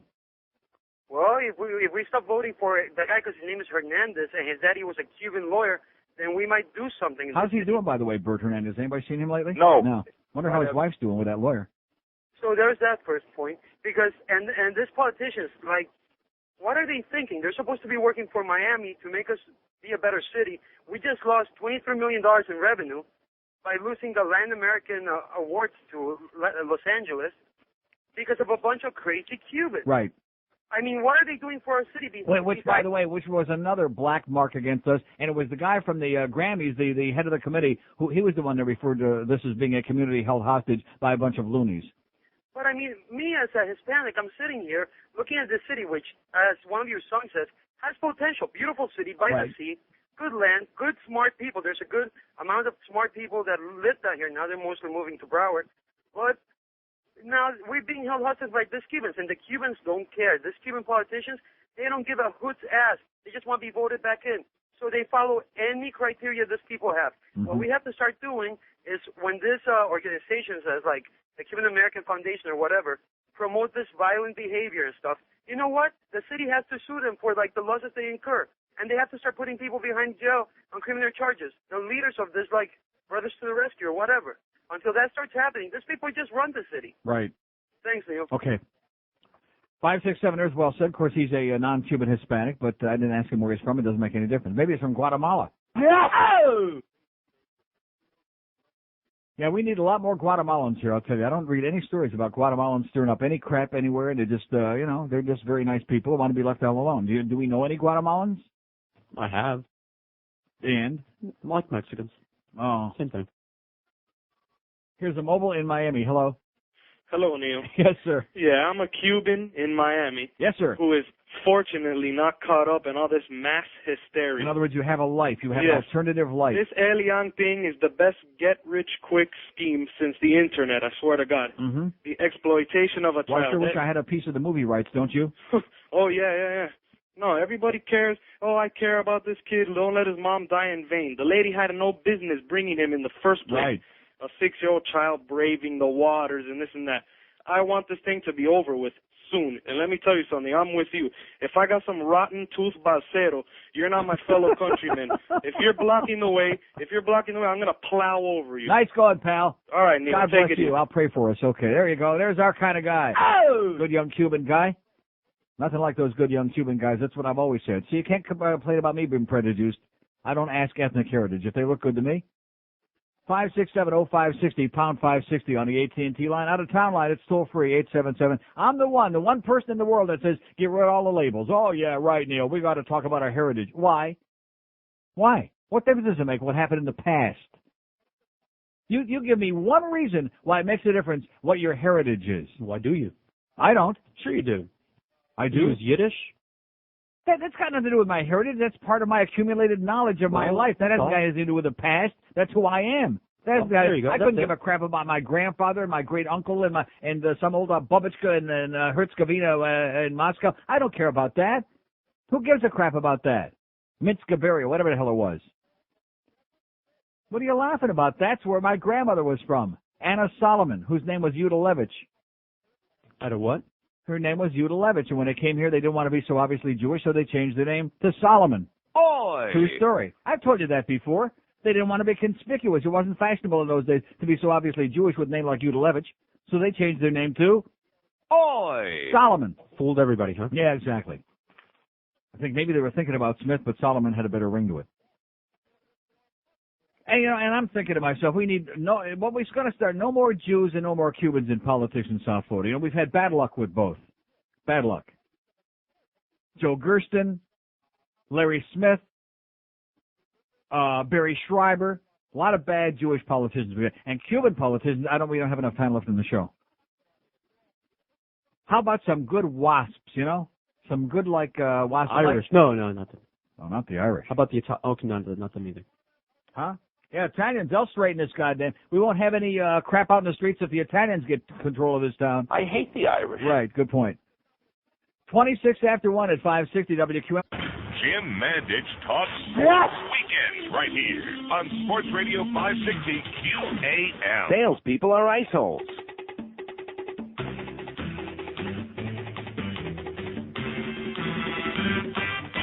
Hello, my little voters. I'm Rosanna Donna Layton, and I'm here to stay. Based only on my Hispanic sounding name, I'll be in office for life and owe it all to you, the foolish constituents I pander to. You're from a tiny little island that's maybe 20 feet wide. No one else cares why you're whining. outside the Dade County line. I'm as Cuban as can be when it's expedient for me to be Hispanic. Promoting community panic for the media camera. Epic professionally, look how I wear it on my sleeve like I'm your savior. For your meaningless causes and your aberrant behavior. 1:30 at 560 WQM. Happy Tuesday to you. We're just rolling along, singing our song, waiting for the smoke to clear, you know, waiting for the bull Schmidt to clear so we can go on with our lives. Big game tomorrow night. New Jersey will be here tomorrow night, 7:30. The Red Hot Devils leading the league in the points, and your smoking Panthers. Anybody care? No. You better start caring, man. I'm gonna go nuts. He's not gonna talk about that again. Yes, I am. Bastards. Yeah, but we like vanilla ice cream. Here's Miami. Hello. Neil, good afternoon. Yes, sir. I just want to let your friend know, the one about 3 or 4 back that you had said that, you know, he's got, blinders on or whatever. Last night when that Dr. Edgar something or other, the new General Secretary, was trying to speak and people were talking over him at the airport, there was this one, and you could hear it distinctly. You can, if you get the film, you can hear it. Yeah. And there's one woman, Hispanic reporter, kept on heckling him. When he made the comment about, if anybody here knows about child psychology, what is happening to this boy is devastating, she turns around just to show you how dumb she is. Mm-hmm. She yells out, well, he looks good. And somebody else yelled out, don't ever judge a book by its cover. Yeah. You see? So this man But here... what does that mean? He looks good, so that tells you whether or not his head's getting all screwed up inside? Yeah, it doesn't mean anything. See, his head doesn't mean anything. He looks In good. addition to which, the only times we ever see him are when it's orchestrated, when he's outside playing with that friend of his or his little puppy. That's the only time we ever see him. What about the other 99 and 9/10% of his life? The kid is already screwed up. Right. You know, everybody knows that's why. In addition to which, see, this is the problem here. You've got all these Hispanic people in the media who are have no objectivity at all, and instead of covering this like a media event, they're trying to influence it. They're participants. They're not observers. I thought reporters are supposed to be objective. Well, they're not. Well, anyway, the other thing I wanted to bring up, you were bringing up Elián González, or whatever her name is. Yeah. She was supposed to, a lot of the people in this community that vote for her every 2 years, she was supposed to retire this year. She signed with Gingrich and everybody the contract on America, or with America, right. whatever it was called. Contract on America, you're right. Yeah. Yeah. Anyway, Luca she Brasi and held his Lincoln gun to his head. We're supposed to retire this year. They said, well, he's not there anymore. We don't have to retire. The contract's no good. Mm-hmm. And they were supposed to retire right now. Let's do it for him. It sounds good to me. Have a great day, sir. Okay. 5670560, pound 560 on the AT&T wireless line. The out-of-town line is 877-785-6345. 877-785-NEIL. Got it? You got it? No. I don't. Here's Hollywood. Hello. Hey, Neil. Yes, sir. You are a voice in the wilderness. That's me. I have had my God. I have had my flag up out in the yard since this whole mess started. I cannot believe a major cosmopolitan city is controlled by 100 power-hungry, no-balls exiles that came here from Cuba and can't overthrow Castro because you cannot have a revolution if you're not in the country. Yeah. I'm tired of Well, it. didn't you ever hear a long distance? God, jeez. Neil. God, I turned on the news today. I'm watching 4, 6, 7, 10. 4, 6, 7, and 10 should all rot in hell. Let's say it again. They've all got it on. You turn on 23 and 51, and they got on those novelas. Oh, they do? Yeah. They have like I said, that's why I'm not lumping them in. Maybe they have a little common sense. Imagine that. I'll tell you, I've watched this. I saw Rick Sanchez talk to Basulto, the guy from the whatever it is. Yeah, you know the way to San Jose. And I sent them an email and asked them, how could he do the rest of his nose, the news with his nose so far up this guy's you-know-where? Yeah. Rectum. Okay, thank you. What did he say about... No. In the... Rectum. Well, he wanted some sound effect. 5670560, pound 560 on the AT&T line. We got 877-785-6345. This is the show that takes the BS out of IBS. Make no mistake. And I'm feeling pretty good again today. Nice Greek salad there. Oh, boy. And I try to stay away from that Greek stuff as much as I can.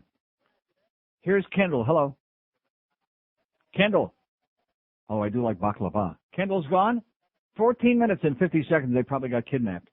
Here's a mobile in Hollywood. Hello. Neil. Yes, sir. Hey, I avoid watching the news to avoid all this alien crap. And, how can you do that? You can't avoid it. It's like the air. It's like walking outside trying to avoid the air. It's there. They interrupt the regularly scheduled programming. Yeah. I mean, there's no way around it. I can't believe I haven't had any guiding light people calling in today who are as pissed off as I am that the show keeps getting preempted. And every time there's a good storyline coming to a climax, so to speak, all of a sudden, we're interrupting again for the 8-minute time, and there's nothing going on. I mean, unless they drop a bomb on everybody outside that house, I don't want to see it. No? Yeah. How about if the dentist shows up with some good teeth? Yeah, whatever. Well, hope he drowns or goes back or something. Okay, have a great day. Nice.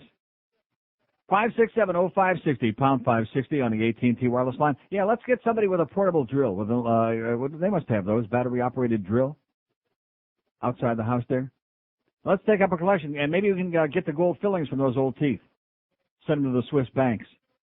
567-0560, pound 560. And don't tell me how wonderful it is in Switzerland, okay? The only reason they got money is they still sell all that gold from the Jews' teeth from WW2. That's the only reason they got the big bucks. You're not kidding me. Am I right? Oi! Right. Here's a mobile in Kendall. Hello. Hey, Uncle Neil. Yes, sir. Boy, first off, most importantly, it was a Papa John's pizza. I don't know if anybody... Papa John's pizza to the pilots last night. Oh, my God. It was a Papa John's pizza, probably with a few extra pepperoncinis and extra garlic sauce. Yeah, we should have arranged to have Jeff Cohen send the food over there. They'd have had Montezuma's revenge.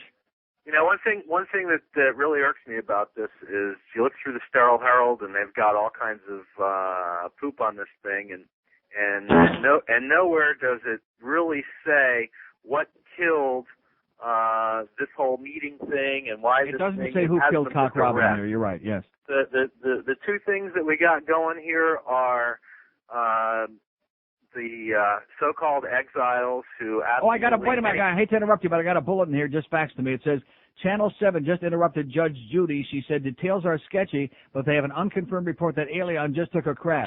Again, these are unconfirmed, but they're sending crews out, and there'll be more crap at 5 on 7th. These protesters, these people who've come out in great numbers to be seen and to offer all their accolades and everything and support. That's not why they're out there. They're out there to make sure that the meeting doesn't happen. Mm-hmm.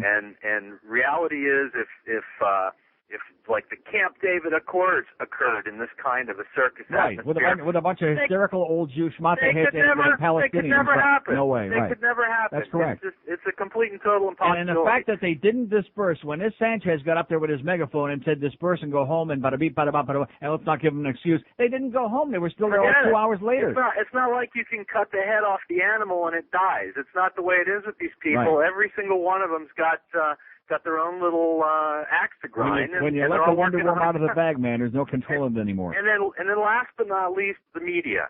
If there wasn't so much goddamn attention paid to this, and there weren't so many goddamn cameras and everybody trying to make sure they got the scoop on it when it starts to unfold, we wouldn't have all these people showing up. Thank God for satellite. Sitting on their cell phones, waving at themselves on TV, and we wouldn't be going through this schmidt anymore. It would be done. It would be over. Yeah. The bottom line is we've got a lame government locally, nationally. This is just a goddamn lame place. Yeah, and there's nothing we can do about it. Sounds like something somebody else has been saying for 20 years. Have a great day, pal.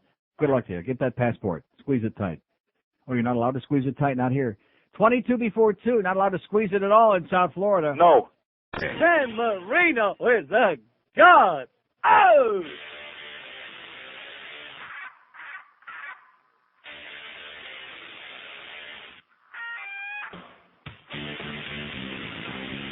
I got all this goddamn money, and I live in a free house. I know my lips look kind of funny, like the ones on Cesar Romero's mouth, but I never won a Super Bowl. So should I stay or should I go? I have an intimate affection for my Demicab glass collection. Anything I want, I can afford it. But I want my lips to stay distorted. Should I satisfy my ego, or just call it quits and go? I just might move back to Pittsburgh. But only if they change the name to Lipsburg. You know all those guys on sports talk radio?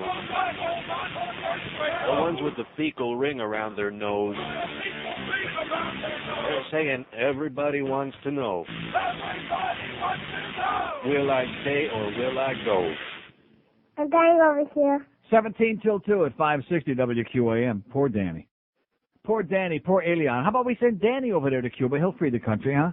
With that wicked arm of his, and then let Elian stay here and play quarterback. We need a good young Cuban quarterback. Oh! Athletic. Here's a mobile in Boca. Hello. Hey, how are you, Neil? Pretty good. Listen, I'm from Chicago, actually. I'm just down here on business. And I'm so sorry. I apologize. I hope you don't have to be here too long, sir. This is amazing to me. Yeah. I was only listening because I thought this was sports radio. No, not between 10 and 2. We try to avoid that. We don't want to make people too chronic with that crap. That's kind of in and out. And then I hear what's going on. I mean, I just can't believe it. First of all, the kid's going home. There's nothing to talk about. You know it's going to happen. Let's just get it over with. Yeah. Let's do it. I say by 4 o'clock this afternoon, let's get it over with. I was blown away on television the other day when the grandmothers came down. I was watching something. It came off. I switched the channel. It's on there. It's on another channel. Yeah. And you can't escape it. No matter where I you go. forgot I was if you in go to South the public Florida. toilet, it's there. You know, I wasn't thinking South Florida. I was thinking, this is national news. How can they be breaking into all these stations? Then it hit me, this is only going to be down in South Florida. Even if you go to the restroom at the airport, you'll sit there and you'll see graffiti on the restroom walls, Viva Elian. It's right there, and you just can't get away from it. Yeah, it's just crazy. I just thought I'd call in since I've been driving around and just tell you an out-of-state perspective on this. Okay, it's well, amazing. I can't remember any event. This is Y2K blown out of proportion. I'd get out of here real quick. All right. Good luck, pal. Bye. Okay, there he goes. He's from Chicago, man, and he's getting out of here. He's going to the Pasaporto office right now and getting the hell back. People from the rest of the world, they think we're crazy here. We're thinking blah, blah, blah, like that, like it never stops here. And you know what? They're right. 5, 6, 7, over. But what about that defensive line, huh? Oh, I'm going to tell you, that morning show, man. Ooh, don't get me started. 567-0560, pound 560 on the AT&T line, 877-785-6345. Why do you think they call it the worst team? Oh! Here's a mobile in Miami. Hello. God. Speaking. This is, I have an 8-year-old boy. He's fairly intelligent. He listens to your show whenever it's possible. Yes, sir? I'm sitting there. He's sitting at the table last night, and he's coloring in his book. I'm listening to the news. Truth. All of a sudden, I hear out of his mouth, Elian in Cuba. Elian in Cuba. My mouth hit the ground. I says, oh, my God. Now, my kid's not even involved on this. Can you imagine? Yeah, that's better than Jimmy and Danny. Elian in Cuba. Elian in Cuba. It's much better than Jimmy and Danny. I mean, I just got a certain ring to it. It was unbelievable. Can you imagine? My kid's not even involved in this thing directly. All he hears is you can't turn a TV on. I'm surprised they don't have an Elian cartoon yet on TV. Oh, that's good. This weekend, this Saturday morning, replacing the Roadrunner. It's awing me, and God, just another. Elian, go back to Cuba, you stupid Jew bastard. Okay. 567-0560, pound 560. By the way, rumors are that Rick Sanchez is going to be there with they're going to have the 7 cam. Because Elian's getting the bath at 4:30 just before dinner time tonight, and they want to show how proud they are for a 6-year-old boy of his splendid manhood, which I think is a little bit out of line. Don't you think that's out of line? Uh-huh. Getting a little carried away. Here's a Hialeah. Hello. What is all this talk of orchestration? What is Castro suddenly Leonard Bernstein or something? Yes, don't you see he's waving his magic wand. Jesus his baton. Christ. And explain a couple of other things to me. Why do the Cubans here fly a flag of a communist country? We ought to stand outside that house and yell every time somebody raises a Cuban flag, Comunista, It's a communist country. Yeah, that's a good idea. They're supporting a communist country. Yeah. Get a new flag. Do like the Haitians did. Get a new flag. Or even better than get a new flag, how about get a life? How's that sound? It sounds good to me. And get some teeth. I think in the package when you get a life, they also put a few teeth in there, right? Uh-huh. Just a few. In fact, how about we bring some of those people up to Tamarack? Sounds real good. Yeah. Then they could find some teeth. They got extras up there? In a glass. Here's a mobile in Fort Lauderdale. Hello. Neil, Yes, sir. I tell you, you know what I really love the most is when you get these people on TV. and they sit there and tell you about how they fear for this child's safety when he goes back. Yeah. Are you kidding me? He's going to be the second most important person in the country. That's right. He'll probably be Castro's assistant. In fact, like I said last week, he'll be more in danger here if go to the public school system where everybody's got a gun. All kinds of kids shooting each other in schools. He'll be a lot safer there. The next time the Pope comes or the Pan-American Games comes, he's going to be right there. Mm-hmm. Right there next to Castro on TV. Just keep that kid away from the Pope. Trust me. Oh. Thanks, Neil. Okay. Any guy in a dress, just keep your kids away. That's just my advice. I mean, you do what you want, but keep your kids away from guys in a dress. 567-0560, pound 560 on the AT&T wireless line. Here's Miami. Hello. Hello. Yes, sir. Neil, Yes, I am. has anybody ever bothered to look in Webster's dictionary for the definition of the words rebellion, insurrection, and sedition? No, but we'll do it right now. 567-0560, pound 560 on the AT&T wireless line. Woo! Heavy duty. Let's try Dania. Hello. Hey, how you doing, Neil? Pretty damn good, pal. Hey, I'm glad all your health tests. Yeah, I'm out of the woods. I feel like a human being again. Good. I'm glad. I've been down a road that wasn't very pleasant, and I'm also in better shape. Anyway. Rectum. Yeah. Well, yeah. It's a bad road, that Hershey Highway, man. Dangerous. A lot of perils involved. Do any of those people down there work? I see lots of Mercedeses and Lexuses and et cetera, and the only one I understand. Usually when you get to be 85, 90 years old, you're not working anymore. The median age there is death plus 10. There are a couple of younger people there, grandchildren, great-grandchildren that they bring along for a little fun, media exposure, Well, I understand the one person manufactures lobster traps, but I still see them all driving Mercedes and Lexus. I didn't know you made that kind of money building lobster traps. Mm-hmm. But maybe it has to do with that Cuban mafia that Fidel keeps talking about. maybe. And last night on that pool airplane, yeah, I was really wanting to see OJ. I thought OJ was part of that. The way that little parade was going down the road there, it just kind of looked like OJ. Wouldn't it have been great if they would have put the grandmothers in a white Ford Bronco? I wonder who could have been driving that thing. Roy! Yeah. Okay, have a great day, pal. You too. Yeah, the grandmothers are getting off the plane, and there's that bitch from the National Council of Churches again with that red dress, and there's the guy with the glasses who looks like Joe Gibbs. Is he gay? Joe Gibbs? I don't know. No, the guy from the churches. You ought to know. How the hell do I know? The gaydar thing aren't you guys most have. church people fags? Most of them are. No, he looks just like Joe Gibbs, the former coach of the Redskins, who, of course, is a real serial born-again religious yahoo. He looks just like his younger twin brother, Joe Gibbs Jr. So I don't really know what the guy's name is, but from now on we'll just refer to him as Joe Gibbs Jr. Is that okay? Okay! 10 before 2 at 560 WQAM. Wake up with the first team. Joe Rogan. No. Sports Radio 560 QAM. I know that the Lord even loves Neil Rogers. Make this Valentine's Day a memorable one for those close to your heart by sharing the thoughts and words of romance and love in a way that can only be expressed through the romantic wisdom of Mr. Jack Klugman.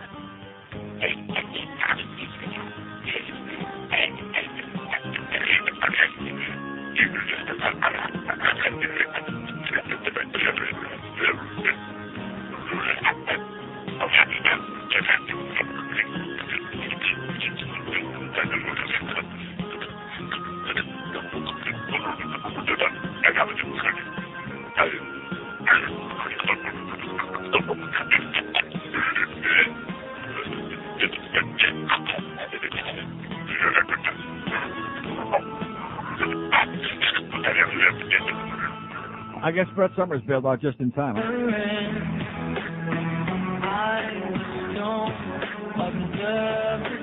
What a great song, but what a bad video. So sorry. Anyway, where are we going? Let's go to a mobile in Pompano. Hello. Hello. Yes, sir. Neil. Yes, I am. An American with Cuban parents. Been All to right. Cuba 59 and 56 and 57. Yeah. There was atrocities then back before Castro. Not Batista, You had a caller that not said that there was atrocities in Cuba now. Right. There was atrocities back before Castro, and that's when these people, these kooks in Miami, were all in control down there. Yeah. I'll just make that point. Okay, thank you. In other words, they never met a fascist they didn't like? Is that what he's trying to say? Uh-huh. Oh, okay. Fascista, fascista, fascista. Here's a lady mobile in Port St. Lucie. Hello. Hi. Just want to let you know it kills me that they want to offer Elian, there are people pushing to make him a citizen after 2 months. Mm-hmm. My husband's from Canada. Watch out for those Canadians. Right. And we've been bogged down in the INS system for 5 years. 5 Here's years. a man I had a fax who the other day. he makes a good income. He pays his taxes.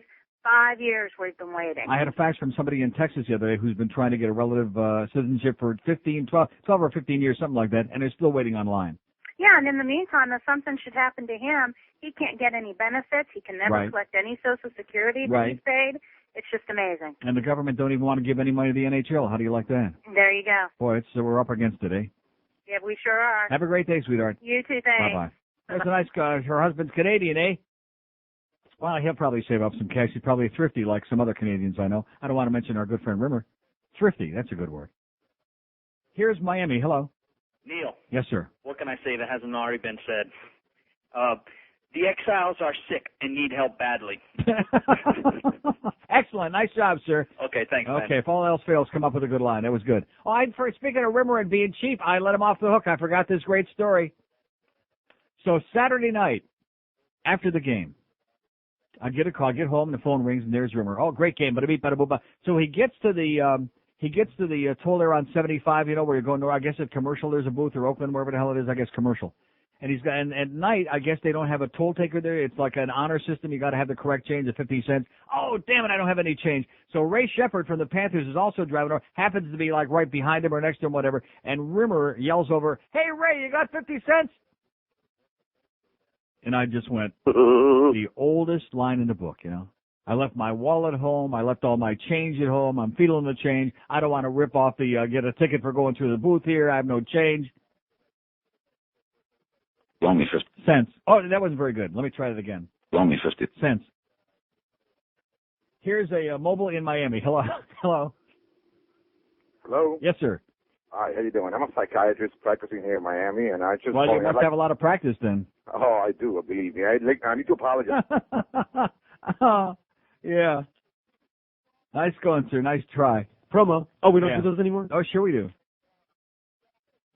We'll make an exception for that one. That's how good it was. Let's do a mobile in Lauderdale Lakes. Hello. Hello. Yes, sir. How are you? Great. That's a tough call to follow. It is. You sound full of Schmidt. Hey, Not after last week, I'm not, pal. I apologize if somebody covered this because I'm in and out of the car. But do you know they're going to make a mini-series out of this? Yeah, that's what we heard. That's unreal. Probably, a couple of novels, a miniseries, major movie. Because it was in today's paper in the front Probably page Warren section. Beatty will play the adult Elian with a gigantic schlong, something like that. I'll tell you,